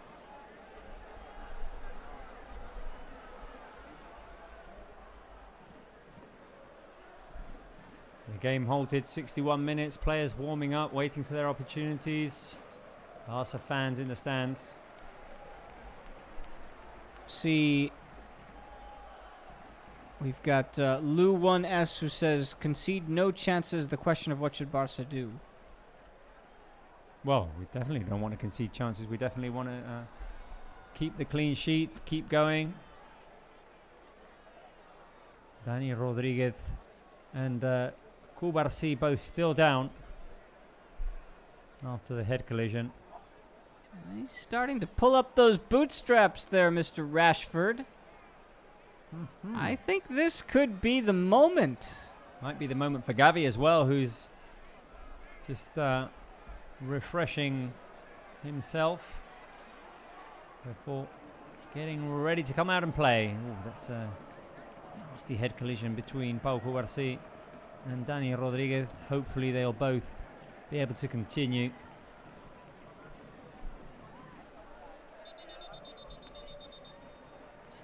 Little knock on the back of the head, and of course, Pau Cubarsí's entire face is just a reminder of how hard he plays all the time. Yes, will be throughout his career probably. That big scar he obtained in that, it was the Red Star game, right? Sounds right, yeah. Crvena Zvezda.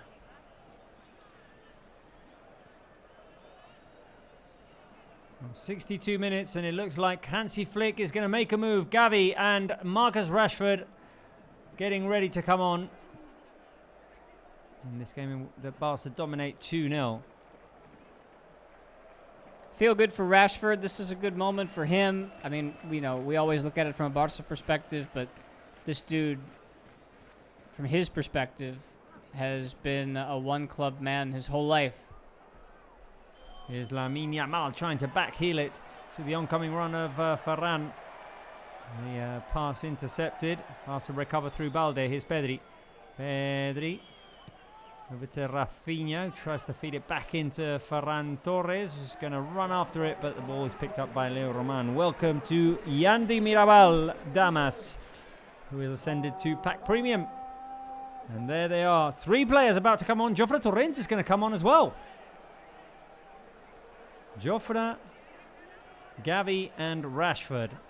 There'll be 4 substitutions that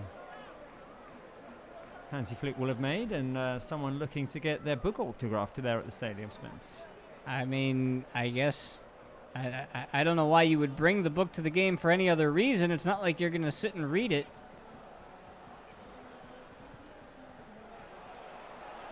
Careful here. Juan Garcia has to come outside of his box and does so well. And those are just the moments that are a little bit nervy, if you know what I mean. You want to make sure that you keep everything in order, and so far Juan Garcia has done a good job of that, but gotta be careful. That's a foul on Lamine in another situation where Mallorca will put a ball into the box. The more of these that you concede, the more chance that you give Mallorca to get back into the game. It's second half has had some opportunities for Barca. Barca have had some clear chances. The shot by Rafinha, Ferran Torres had one. Dani Olmo had his header cleared off the line, but it's been scrappy to say the least. Hasn't had too much of a flow this second half. No, I give credit to Mallorca for the way that they've played ever since going down to 9 men. They've kept themselves in the game, because to this point, that second goal is still the controversial one. Well, Mojica will swing it in. Incoming cross by Johan Mojica. Araujo, or Ferran Torres rather, had to stretch out, clear the ball for a corner kick. Big intervention from Ferran. If he doesn't get to that, that's a great chance. Raillo was right behind there waiting to connect with the cross by Mojica. Now corner kick to Mallorca. 20 minutes played in this second half. Araujo heads it up in the air and away. Double clearance by Ronald Araujo, and a chance to run here for Barca. Rafinha managed to keep the ball under control, wasn't able to.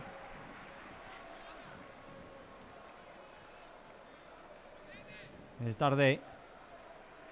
Mallorca energized here. Dani Rodriguez with the cross. Juan Garcia comes off his line and controls the ball with his right hand and plays it forward to Ferran Torres, who goes down.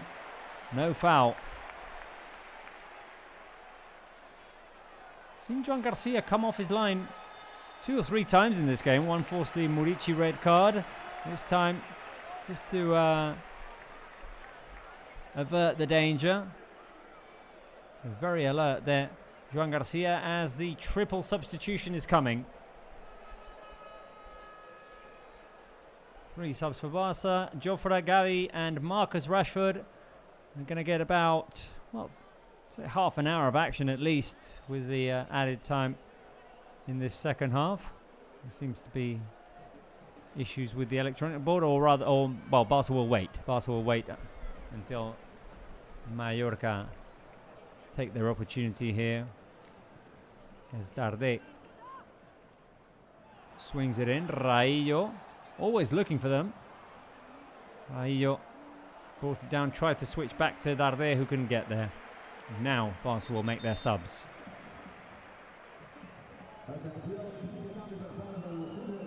Balde will be replaced by Jofre Torrents. So That's the same one there. We got to there you go. Yeah, switch that up. Positional substitution there. Left back for left back. There you go. Kubarsi for Gavi. This is interesting. Does that mean that Frankie just sort of drifts back into centre half? Or did Barca just play with three at the back with Jofre, with Eric and Araujo? I think you could be onto something there. I think Hansi might be seeing that. And let's see, and then Ferran for Rashford. Which is interesting as well, because we'll probably see Marcus Rashford play as a number 9 here. So Kubarsi comes out. It'll either be Rashford, or you might see Rafinha slide a little bit more centrally. He's dipping in. Yeah, it looks like he's going to play in that 10 role, Rafinha, in that attacking midfield role. And I think, as far as the other change goes, with Kubarsi coming out and no other defenders coming on. Oh, here's Rafinha found in space. Rafinha inside the box. And Dani Olmo hits the post. What a chance for Dani Olmo there. Barca close to scoring their third. Right, I think I've figured out, Spence, Barca's new system, as we'll see the chance again first. It's a nice ball played by Gavi forward to Rafinha, who waits for Dani Olmo to come. And Olmo very close to scoring his first league goal this season. Now Barca will go again with Lamine Yamal. Lamine can shoot. Yeah. Low shot by Lamine, cleared by Rayo. I think Barca are playing with Eric Garcia, Araujo and De Jong at the back. Gavi and Pedri in midfield, Olmo ahead of them. And then Rafinha as an extra midfielder. Jofre Torrents on the left, Lamine Yamal on the right, and Rashford sort of drifting in and out as well. I think Hansi could give Rashford the freedom to roam wherever the heck he wants. That's not a bad idea either, just to get him loose, keep the nerves out, say, hey, you do you.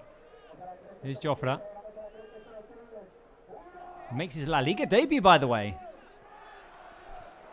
Eric Garcia now with the opportunity. Well, because Frankie is going to drift further back, I think what I was trying to say earlier is that what Hansi sees is that there's never been a situation since Mallorca went down to 9 men where you need 4 at the back defending from open play. Worst case scenario, you've had the 2 free kicks for Mallorca where it's a set defensive piece rather than actually having to track back on a potential counterattack. So you don't really need all of those defensive players back there. You can afford to keep a couple of others like Gavi now further up.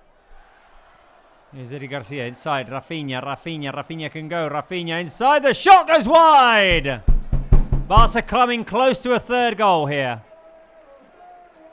71st minute of the game. It was just as easy as Eric Garcia playing a forward pass. Rafinha going at a defender, trying to curl it into the far corner and just barely missing. More chances for Barca in this second half. On YouTube, we welcome Taichikos Stefan Owusu, who has joined with the premium pack. Dulce Cordova, also premium pack. And Fernando Salas with the basic pack. Also Carlos Istay. We welcome you. Te damos la bienvenida al pack premium. Welcome to all of you. Hi. Hello.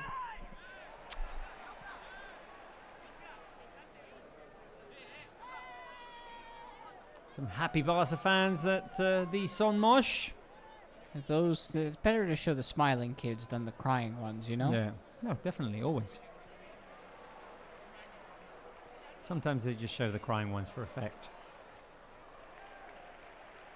You have to show all realities as well. Here's Mojica, defended by Lamine Yamal. Rolls reversed there, and Lamine did well. This is what I'm saying. He's a good defender.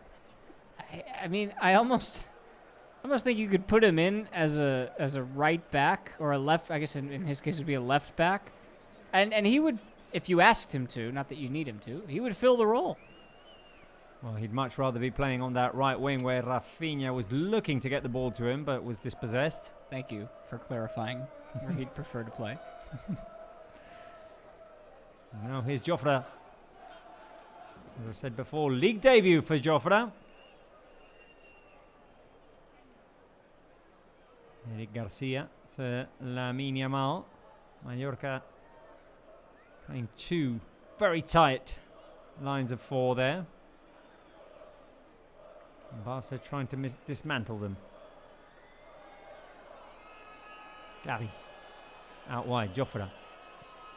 The cross by Jofre, subpar, and straight out.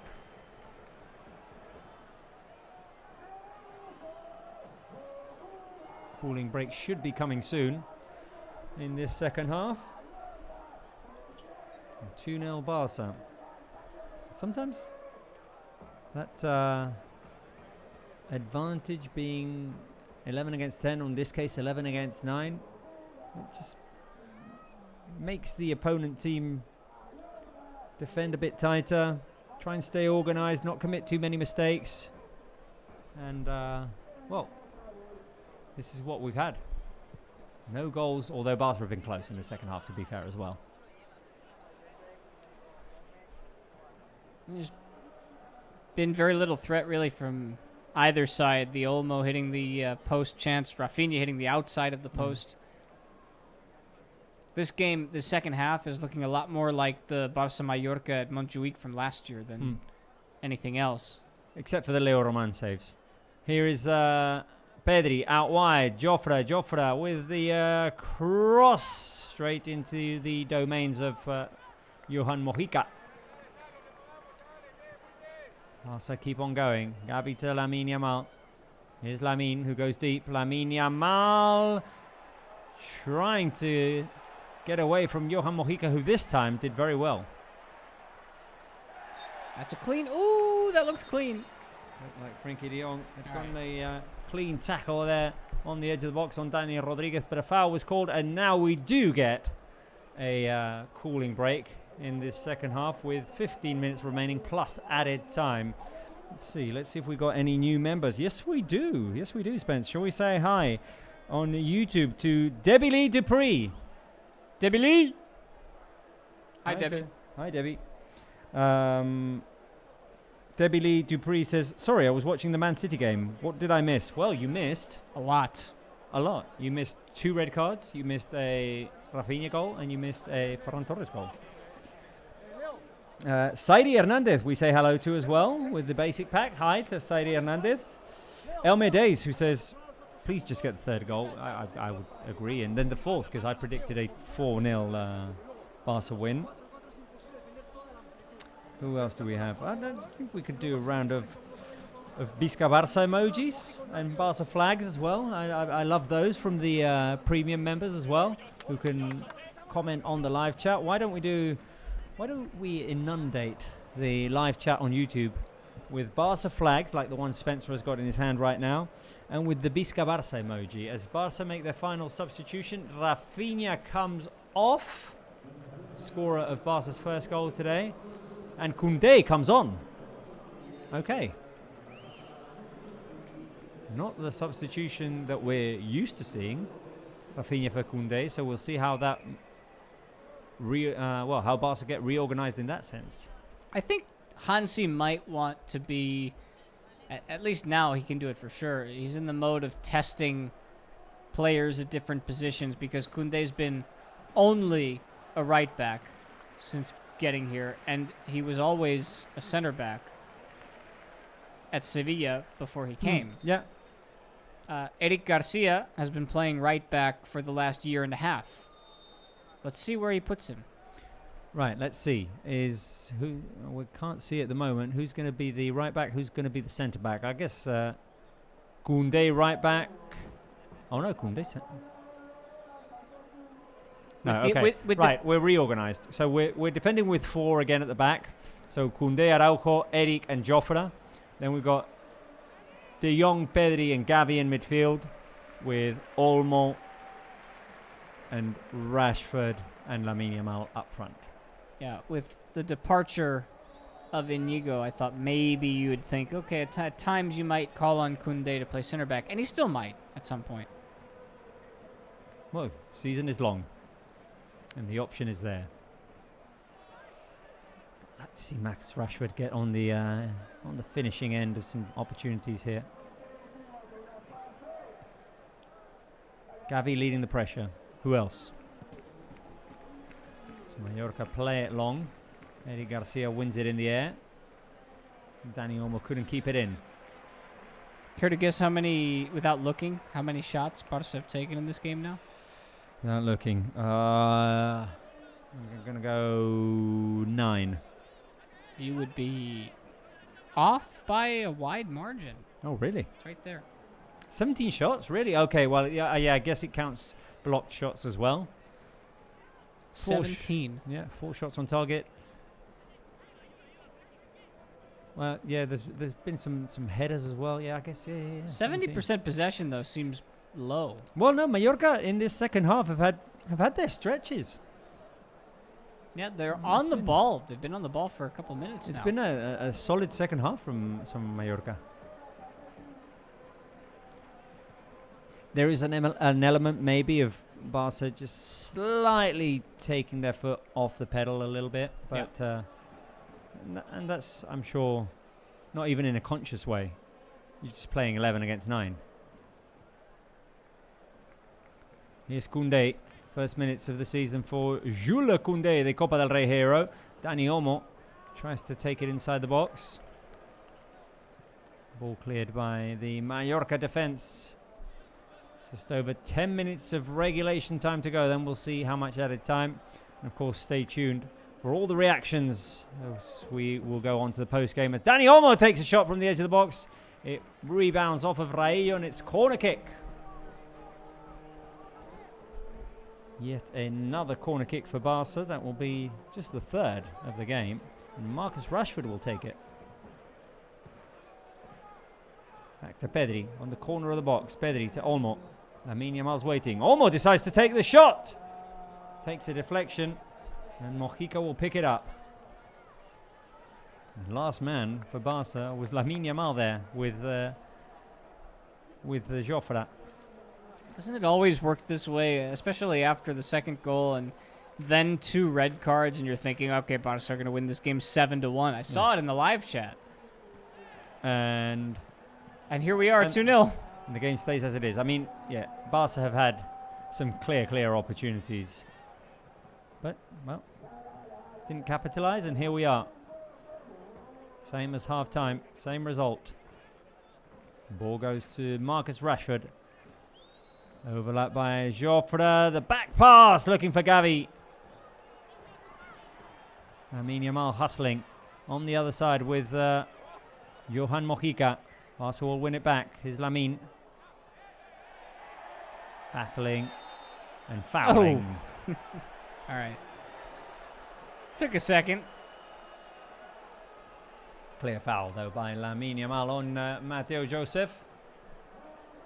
I've seen Jofre get forward a couple of times already in this second half. Good through ball from Rashford. And Jofre did the right thing by trying to lay it across. He was hoping that there would be somebody there. It's a good low ball.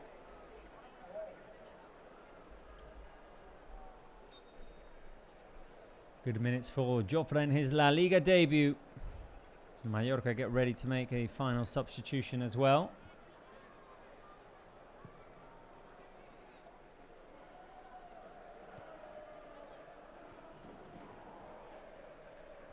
Frenkie de Jong tries to bring the ball down. Mascarell forward to Dani Rodriguez, defended by Araujo and Koundé. Araujo blocks his shot. Now Gavi forward. Olmo Couldn't keep the ball. And Darde does nicely for Mallorca And to secure possession. Lamin's frustrated because he's wondering why the ball was lost in possession after Barça had won it back. And now it's time to go. Here's Gavi. Gavi with the switch to Lamin. Too long. Lamin will have to chase it. Mojica behind him. And Lamin couldn't keep it in. He had Mojica coming at him at full speed. I think that sort of... he heard him. Yeah. He heard him. He heard He him felt on his him. back, yeah. Darde. A player replaced for Mallorca, looking frustrated at the outcome of this game. And that's how the Mallorca players will surely be feeling, especially with that second goal that Barca scored. But it is what it is. Jan Salas is the player who will replace him.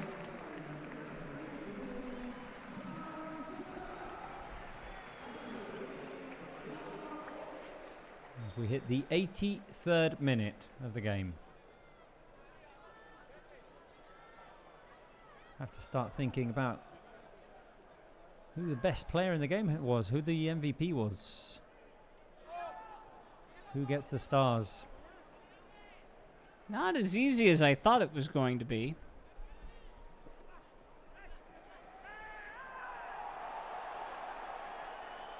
Although I still think Lamin probably gets the nod. He's definitely in the running. We'll see. We'll see. Now, here's Koundé. Pedri. To Gavi. Mallorca set in defensive mode. Can Lamin break them open? Oh, Pedri. Here he is. Pedri, left-footed shot! Oh, Pedri! I think Leo Roman got his fingers to it and then Yeah, it went he off the did. crossbar. He's so sneaky, Pedri. Like, he never wants to shoot. He never has the idea. And especially on his left foot, you're thinking, nah, he's not going to pull the trigger. And then he unleashes a missile. With his left foot, I stand corrected, it did not hit the crossbar. It was all Leo Roman.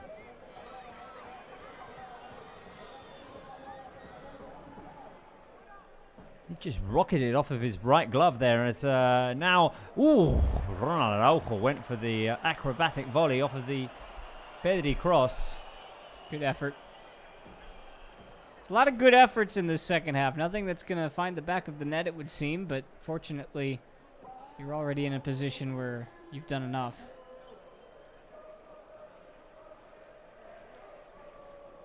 Goal kick, Mallorca.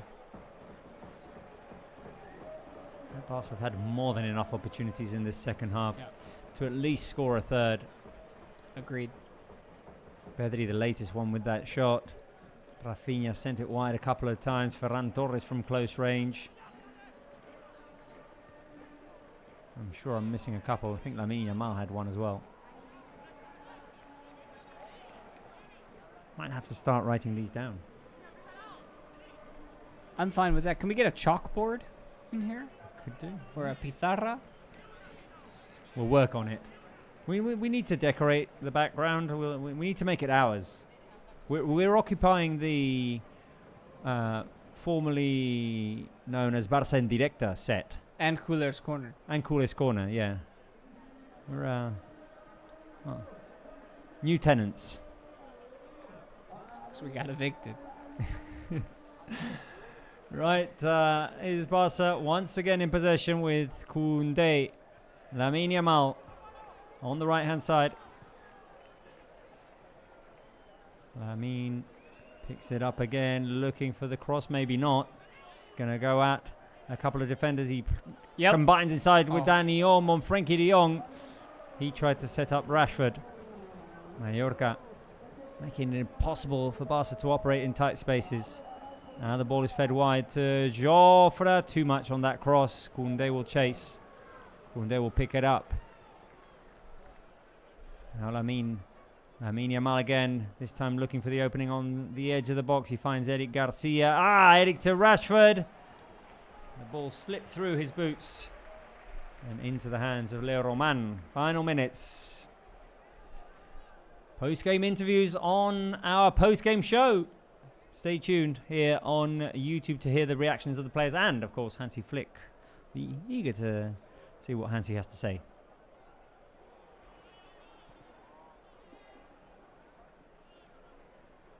lot of options in this game that Hansi could have gone to. I am surprised that Barca haven't found the third goal.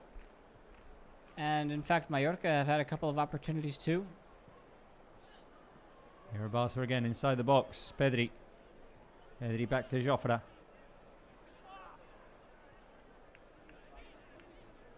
Frankie, it's a slow burn here in the end from Barca, but you feel like the third goal could come regardless. It very well should. Eric. Koundé, here's Lamine Yamal. Lamine Yamal has an opening from the edge of the box. The shot saved by Leo Roman. Good save. You could almost see where it was going to go. He saw the angle, he went for it. Lamine Yamal, low shot to the far post. Leo Roman was there to save it. Barca have already taken the corner kick. Here's Rashford, inside pass, Olmo. Olmo to Rashford. Rashford takes it to his left, now to his right. Sets up Lamine Yamal. Lamine Yamal with a shot into the hands of Leo Roman.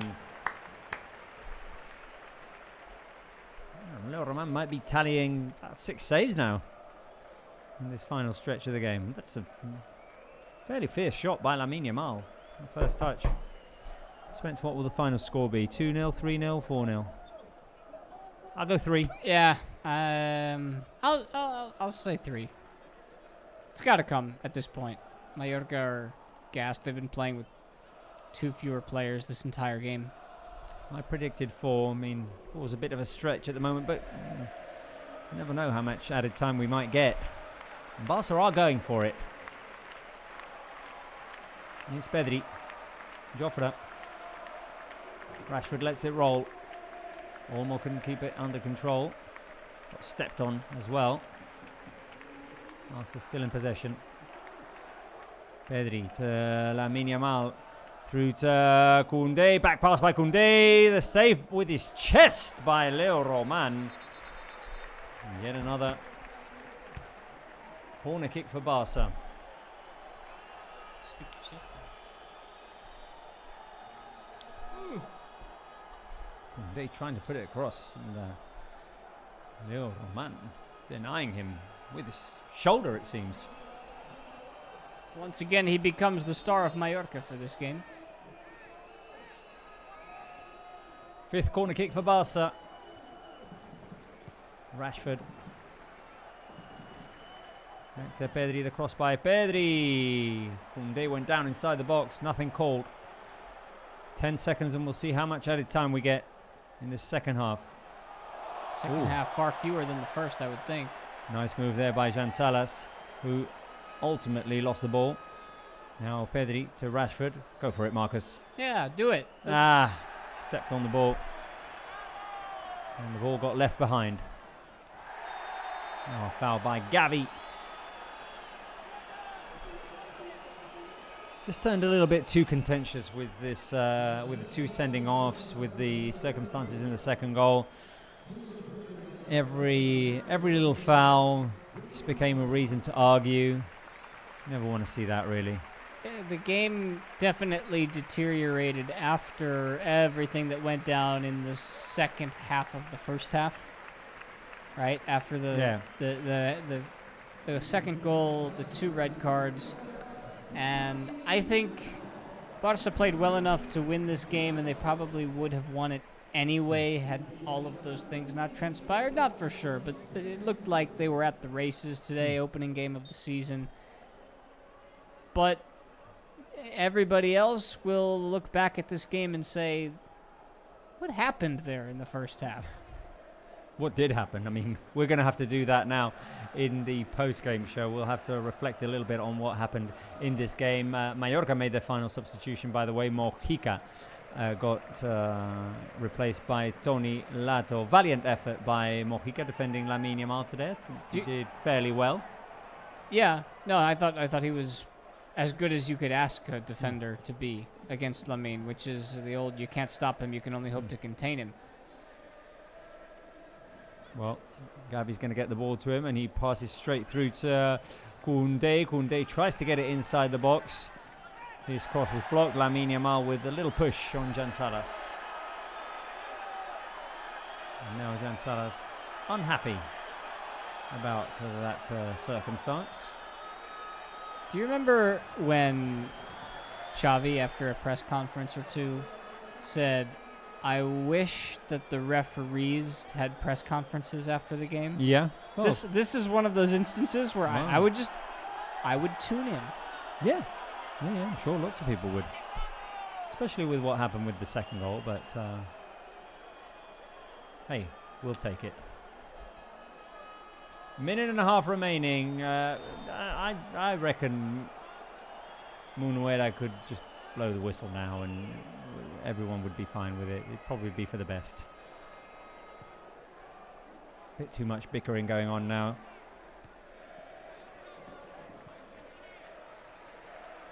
This is what we said in the first game. Just finish this game off professionally, get it done, go home, 3 points. Focused on the next game away from home. Which will be next week. Match day 2 against Levante. Also on Saturday. Later kickoff, by the way, guys. 9:30 local time. A couple of hours later than it kicked off today. 3 consecutive away games to get La Liga started. And then, well, Barca will have their first home game. Match day 4 in September against Valencia. Here's Dani Olmo. This could be the final chance for Barca. Frenkie de Jong going forward. Jofre out wide. Jofre decided not to cross this time. Olmo on the edge of the box. Koundé's in there. Gavi to Lamine Yamal. Lamine. Shoot it. Shoot Lamine. Oh, Lamine Yamal. Stop it. Naughty boy. Lamine Yamal adds his name to the scoring list with a fantastic goal. And, well, comes up with a new celebration. Crown him, baby. Crown him. Lamine Yamal might have been crowned the MVP of this game with a fantastic goal, which had been eluding him, by the way.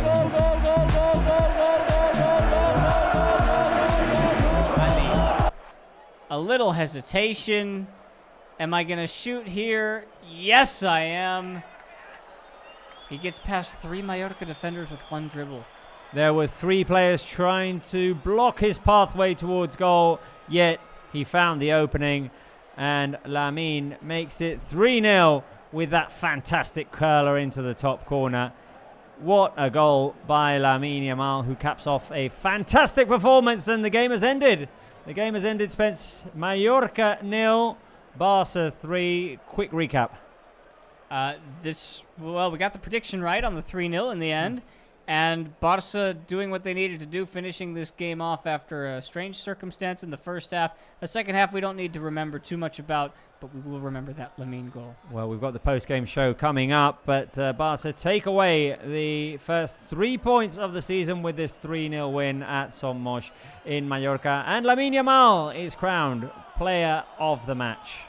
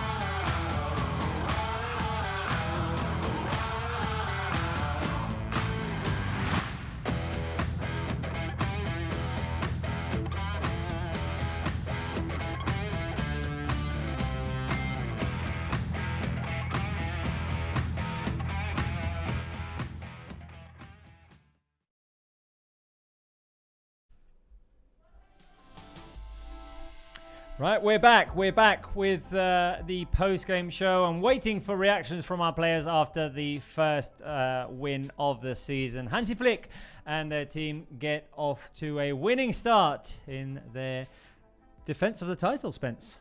Yeah, it's a title defense that begins with 3 points, 2 red cards, 2 goals, and a whole lot to talk about. Definitely a game which started off well for Barca. 7th minute goal by Rafinha. Then a bit of confusion, to be honest. We're still, we're still trying to balance out, see what we think of the second goal, which ultimately counted. It started with a Lamine Yamal shot from outside the box, which was blocked or cleared by Raillo with his head. He then basically collapsed to the ground. The referee had his whistle to his mouth, never blew it to stop the game. So Barca kept going, and Ferran Torres found the top corner and scored Barca's second. That outraged the Mallorca players, the Mallorca fans, the Mallorca bench, everyone. The game just got mucky after that, and it was followed by 2 red cards. Morlanes got sent off for a double yellow. Murici got sent off for a high boot, which hit the face of Joan Garcia. Mallorca ended the first half with 9 players, and then the second half was, well, Barca had their opportunities, lacked a little bit of rhythm, maybe lacked a little bit of flow. Could have scored 1, could have scored 2, could have scored 3. Ultimately, the game ended up 3-0 with a fantastic Lamine Yamal goal in extra time. Yeah, you said it perfectly. Not a lot else to talk about. I don't know where to Anything go. add? I don't know where to go from there. Where do we go? Do we start with the controversy, or do we start with... I think, regardless of what had happened with that second goal, the game was going in the right direction for Barca. Yes, I completely agree. I think this was a game, like we said right towards the end of the 90 minutes itself, that Barca were probably going to win this game regardless. Now, you don't know for sure, and obviously we'll never know based on the way that it played out in the end. But I will say they scored the first goal. They were on the front foot. They were looking for the second. They were very close to it. It came under what I would call unfortunate circumstances. Yeah. And other outlets are saying controversial. Yeah, of course. Circumstances. Of They course. are controversial. They are as well. controversial. Yeah, Look, you and I have been doing this show together now. This is the beginning of year number 5. And we've always stayed consistently, to the best of our ability, unbiased.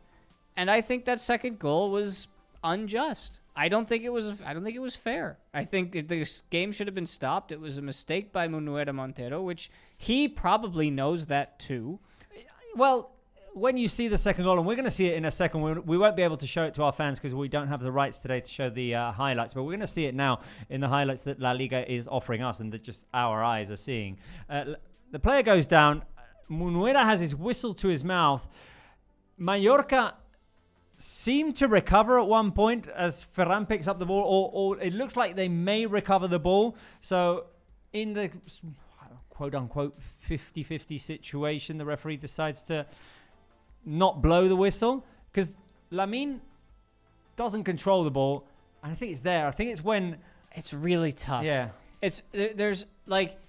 Everything that you see, and believe me, you and I aren't going to break it down the way that other media outlets are going to break this thing down, but everything happens in a 5 to 7 second span where the referee's got to think about so many things going on at once. And the reality is that when he saw the player down, he should have blown the whistle. That didn't happen, so you got to play through it, and then 2 red cards follow. I think he doesn't blow the whistle, and we might get an explanation, we might not. I tend to think that we won't, but the fact that when the ball comes back to Lamine after the Mallorca player goes down, Lamine doesn't keep control of the ball. It gets away from him. That confuses the referee because he thinks, okay, well, maybe a Mallorca player picks it up now. Then there's a bit of a bounce around with the ball. There's a Mallorca player, Morlanes, who almost dispossesses Ferran, and off of that situation, the referee says, okay, well, maybe if Mallorca win the situation back, then they'll clear the ball. And then ultimately, Ferran just takes the ball. And he slots it into right, the top corner. Which is a great finish, by the way. But, that's the action that everyone's going to be talking about. also like to talk about how Barca came out and within 7 minutes had already scored in this game and well, dealt well with their first outing in La Liga. Yeah, they did. I mean, we can go through and break down that whole sequence for the rest of this post-game show until we got to Hansi's interview. I'd rather not. I'd much rather not. But we can come back to it. I think there's a lot more to talk about from this game, including the fact that Lamine Yamal should never be given a two-man advantage, ever, because he's going to make you pay. We've got a new celebration from Lamine that seems like it's going to elate a lot of Barca fans and anger a lot of non-Barca fans, which is usually what happens in those situations. Full 90 minutes from Barca? No, this wasn't one of those games, but enough to get 3 points, go home, and get ready for Levante next weekend. Yeah, but there was a point there in which I'm thinking Pedri, Lamine Yamal, Rafinha. It's in certain points of this game, it felt like last season never ended. It was just a continuation of the systems that were working, the things that were working, the connections that were working. You saw Lamine Yamal with the cross to Rafinha. All the groundwork that was done last season, all the foundation that was set last season, that was laid down last season, that's going to play to Barca's advantage in this beginning of the of this 25-26 season, as well as, and I'm sure we'll have time to talk about it, the competitive advantage that Barca may have versus those who've been competing in other competitions late in June. But we've got the first reactions coming. Let's listen to Joan Garcia. Joan, bona nit, felicitats per la victòria per al debut. Difícil començar millor la Lliga, 0-3, fora de casa, porteria 0 i un debut molt esperançador. Sí, moltes gràcies, sí, molt content ja de fer el debut a Lliga, en partit oficial, a més amb victòria i porteria 0, així que molt content, molt content. No sé si també un pèl condicionat per aquestes expulsions que han arribat a la primera meitat del Mallorca, però el cas és que el Barça ha donat de ser una molt bona versió. Sí, al final no és normal veure's amb dos jugadors més a la primera part, però el partit té aquestes circumstàncies, l'hem de saber jugar també, crec que ho hem fet bé, ens hagués agradat marcar algun gol una mica abans, però l'hem sabut jugar i molt contents. Partit accidentat per tu, per l'acció de Muriqui, també l'acció de l'escalfament, no sé què ha passat, explica'ns. Sí, un debut una mica accidentat, sí, a l'escalfament hi ha hagut un petit susto amb el dit, però res greu. I llavors, coses que passen durant el partit, un cop al cap, però bé, estic bé. Debut oficial, com t'has sentit i què et demana Hansi Flick? Bé, molt còmode, la veritat que m'estic sentint molt còmode tota aquesta pretemporada. Em demana sobretot que estigui molt atent a pilotes a l'esquena, intentar ajudar en tot el que pugui l'equip i és en algo amb el que em sento còmode, però haig de seguir millorant i molt content. Joan, gràcies i felicitat, a seguir. Vagi bé. Our colleague Paul Martinez talking to Joan Garcia, the debutant for Barca today. We had a few debuts. We'll break them down. But let's start with the player who just spoke, Joan Garcia, who there in the last answer said that, well, he's feeling well as the new Barca goalkeeper, that he's fitting into the system, that Hansi Flick asks him to be always very alert when the ball is played forward, of course, with all that space in behind Barca's defence. And we saw today that he had to come off of his line one was a decisive action in the game, the Muriqui red card. Then a couple of times he timed it well as well. Good debut for Joan Garcia. Of course, the clean sheet will help as well. He also said that, there was a minor issue with his little finger in the warm-up. He had to go and get it taped up, but he was fine to play. And it was obviously a strange one to get started, a strange one to make his debut in, but the win is what counts. Yeah, it's what counts, and he's also going to have an opportunity this season to make saves. So if he thinks, and I know he doesn't, that it's all going to be this easy, where he faces a couple of rolling worm burners on his way when Mallorca are 2 men down, that's just not how it's going to go. And I think there's a lot that he can take from the next couple of weeks because the games aren't coming as thick and fast as they will be later in the season. And it does seem like that he's going to be the primary option for Barca this year, which I think a lot of people are excited to be. A lot of Barca fans are also a little conflicted. I mean, like the ones, not the ones from around the world, but the ones who live here in Barcelona have thought about Joan Garcia in a number of ways because he comes from across town. Yeah. And so I think I'm sure all of those thoughts have gone away then now. I just think that the more good that he does and the more saves that he makes and the more clean sheets that he puts up, and if he just goes out and he's himself, I think most of the Barca fans will accept him in that way. I think that will go away. I thought that you were going to say that Barca fans were conflicted because we all fell in love with Szczęsny last season. We did. I just want them to make a documentary about Szczęsny. Oh, well, yeah, we should. I just want someone to follow him with a camera. That's all we need. He doesn't need to play. I just want him to be, Episode 2 of the My Story podcast. Exactly. It's more My Story extended.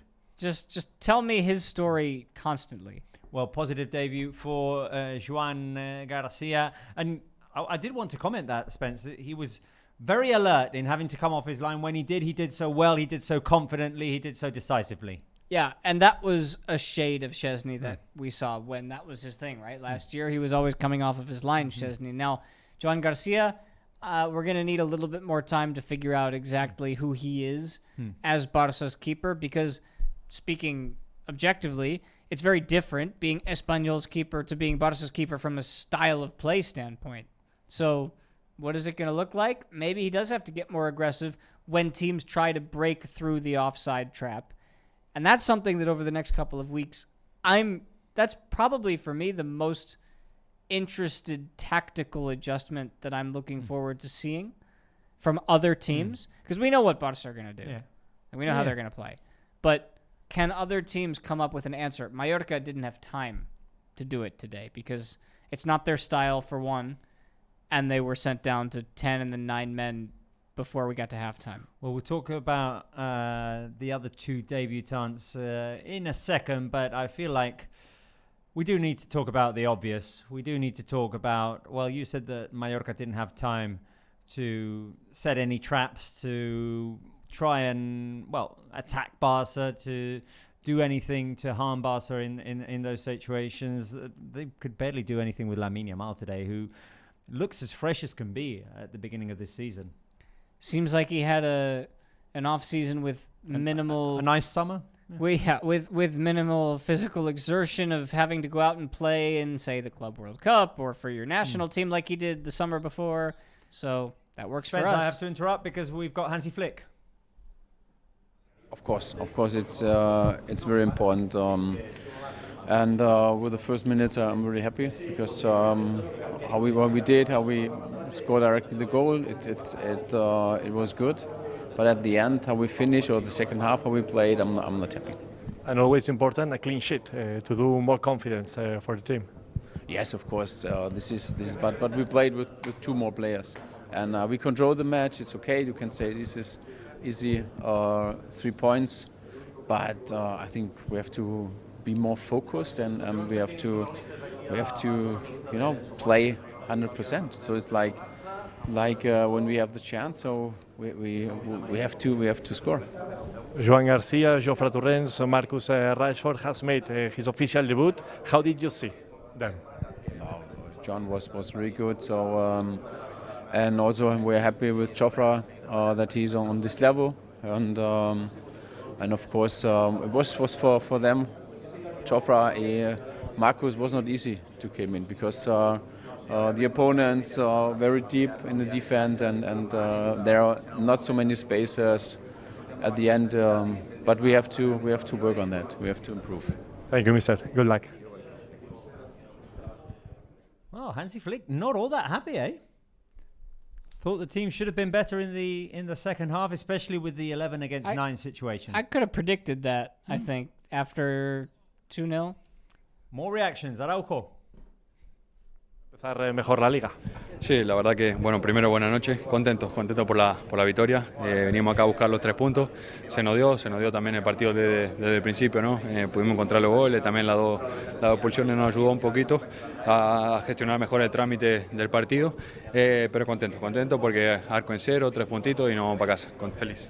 Como defensa estarás contento hoy, portería cero, esto siempre suma. Sí, sí, muchísimo, muchísimo. Antes del partido hablaba con Joan, con Cuba, del arco en cero. También en la pretemporada intentamos remarcar eso. Contra el Como también fue lindo que tuvimos el arco en cero. Es importante porque al final jugamos de una manera que muchas veces estamos muy expuestos, que el equipo rival a veces tiene bastantes ocasiones, pero contento de poder corregir eso. Este año ojalá que podamos conceder muy pocos goles y contento por el arco en cero. A nivel de concentración, es difícil cuando afrontas un partido con la ventaja en el marcador, ellos 2 expulsiones, no sé si a veces es complicado mantenerse dentro del partido. Sí, bueno, es verdad que ellos tenían todo expulsado, nosotros un 2-0, ellos ya no presionaban más arriba, la verdad que el míster igual no le gustó un poco el segundo tiempo porque bajamos un poco la intensidad que a él le gusta, pero bueno, gestionamos bien el trámite del partido, también estamos arrancando el primer partido de la temporada con el calor que hace, creo que lo más importante era ganar y lo hicimos bien. Y te hago la última, en minutos finales marca la mina 0-3, te giras y haces un gesto así como diciendo, vaya jugador. Sí, porque yo estaba un poco caliente ahí desde el 65 creo, porque no la metía, ¿no? Él le gusta poder generar, es muy importante para nosotros y yo le estaba diciendo va a tener y justo al final mete ese golazo. La verdad que contento por él, contento por tenerlo con nosotros, es un jugador espectacular y también un gran profesional, ¿no? Hay que remarcar eso porque así como juega, entrena con una gana tremenda, le mete también antes y después ahí en el gimnasio, es importante que disfrute y que siga haciendo lo que hace, ¿no? Que es espectacular. Ronald, gracias, felicidades y a seguir. Gracias. Right, the words of today, first captain, Ronald Araujo. A lot to recap because we heard from Hansi Flick and we heard from Ronald Araujo. Araujo there, well, we've got more reactions. Jofre Torrents. Felicidades per partida doble, victòria i debut oficial. Moltes gràcies. Què sents? Bueno, la veritat que estic molt feliç, com bé he dit, és el somni de la meva vida, debutar oficialment amb el Barça i doncs res, la veritat és que molt feliç, molt orgullós i a seguir treballant ara. Com has afrontat aquests minuts jugant aquesta segona part? Òbviament, quan he entrat sí que he estat una mica nerviós, òbviament és un debut oficial amb el primer equip del Barça, el millor club del món, però bueno, al moment que estàs al camp ja se t'oblida tot i intentes fer-ho el millor possible. No sé si has pogut passar ja pel vestidor, agafar el mòbil, veure algun missatge, algun que t'hagi fet especial gràcia.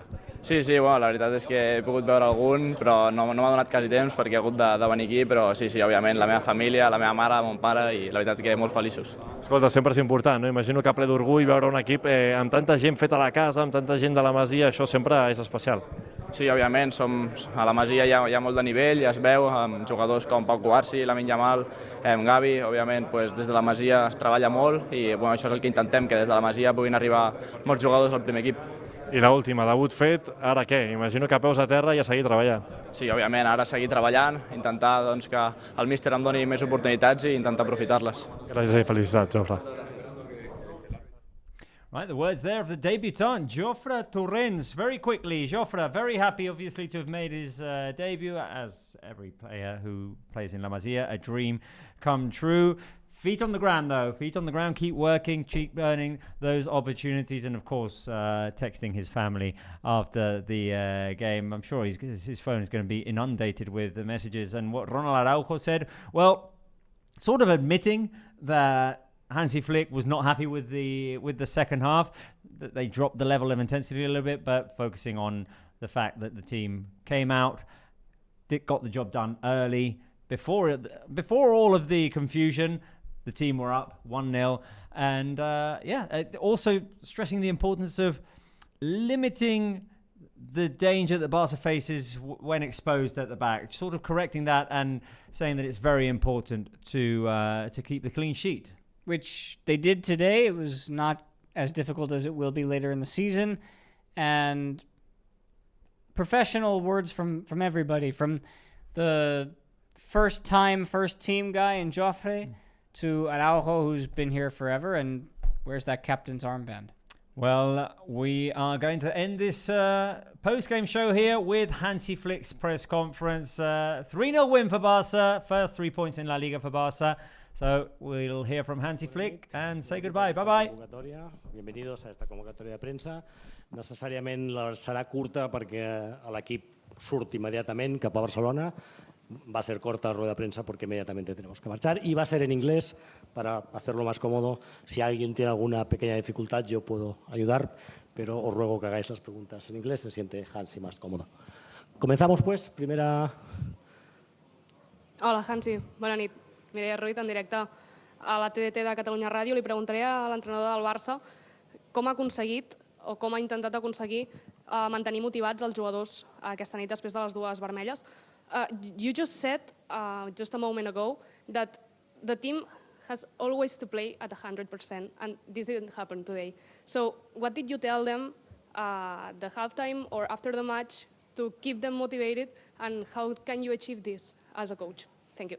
I know it's not easy normally with 2 goals in front and 2 players less for the opponent. It's not easy, but we have to play better, faster, and of course the opponent Mallorca played in the defense very deep, so it's not so many space there. But at the end we have 3 points. 3 points. We are happy, but I know also that we have to work on some situations, what we have to make better. Hola Hansi, aquí Marta Ramon en directe. El Barça juga a RAC1. Li preguntarem a Hansi Flick pel gol de Ferran Torres i la confusió que hi ha hagut. With Ferran's goal, there was a bit of confusion. Were you sure it was a goal? How did you leave it in the bench? And do you understand that Mallorca were a little bit disappointed with the decision of the referee? So when I'm on the other side of the decision, so I also maybe will be not happy. But at the end, I always say to my team, till the referee don't stop the match, we have to continue. We have to continue, always continue. So it's because when I analyzed Barça before I arrived, it's like that, always like that. They stop, they discuss, and I want always that they focused and continue to play. And of course the referee didn't stop the match, so it was a clear goal. That they are not happy with that decision, I can also imagine. Hola, mister. Buenas noches. Adrián Alves, en directo para el Carrusel Deportivo de la cadena SER. I don't know if you feel the same, but Lamine Yamal seems extra motivated in this starting season. I don't know if because also he's wearing the number 10 shirt and it's special for him. But do you think that this season we can see a very best version of Lamine Yamal? So I said it also in the press conference. For me, the important thing is that he performed on his highest level and helps the team. So this is the most important thing. And I know Lamine is special. Everyone looks to him, and it's normal. But what I can say, and what I see in the training, he's really motivated. So it's not like that he take calm and if I have a ball, then I will play. No, it's nothing, because he's really have the hunger also to press, also to win balls. But with the ball, everyone knows that he is exceptional. So this is good, and I'm happy also for him that he scored the first goal. For him. Hi, Hansi, good night. Elena Condis, Cadena COPE. Why did you pick Eric Garcia over Jules Koundé? Is it due to physical issue or just meritocracy? Thank you. No, it's a preseason, so Eric played really good, and he deserved to play. So it's like that. We have in maybe all position, we have really high quality, and so it seems like coaches talk about the performance of the players, and so we make the decisions, and I think Eric really deserved it also. At the end of the last season, he played really good. So, but also Jules is really on a great level. Buenas tardes, mister. Alfredo Martínez, Onda Cero. ¿Qué le parecieron el debut de Jofre Torrens? What do you think about the Jofre Torrens debut? What expected from him? No, I'm happy to have him and also the young players on this level, because in the training you can see that they really are good, And this is, I appreciate a lot about this level, about this quality they have. And of course, today was maybe not easy to play, also for Marcus not, because there were not so many spaces in the opponents near the box, but at the end, 3-0, 3 points more, and we go. We fly to Barcelona, and I think it's a good with 3 points in the backpack. Hola, Hansi. Raúl Fuentes de Radio Marca en directo. Rashford made their debut and Joan Garcia clean sheet and one clean sheet. What do you think of the minutes and the goalkeeper and forward? Yeah, I said before, I think also for Marcus was in the second half not easy because not so many space. And also, how I said before, we only, I think I had the feeling that we play by 50%, 60%, and it's not enough. It's not enough. I want to have my team in with another attitude. So, and John played a really good game, great game. And I think for the first match, we can continue like this. Okay, Thank you very much. It's getting late. I'm sorry. Unfortunately, we have to finish. Otherwise, we're going to miss the plane. Bye-bye.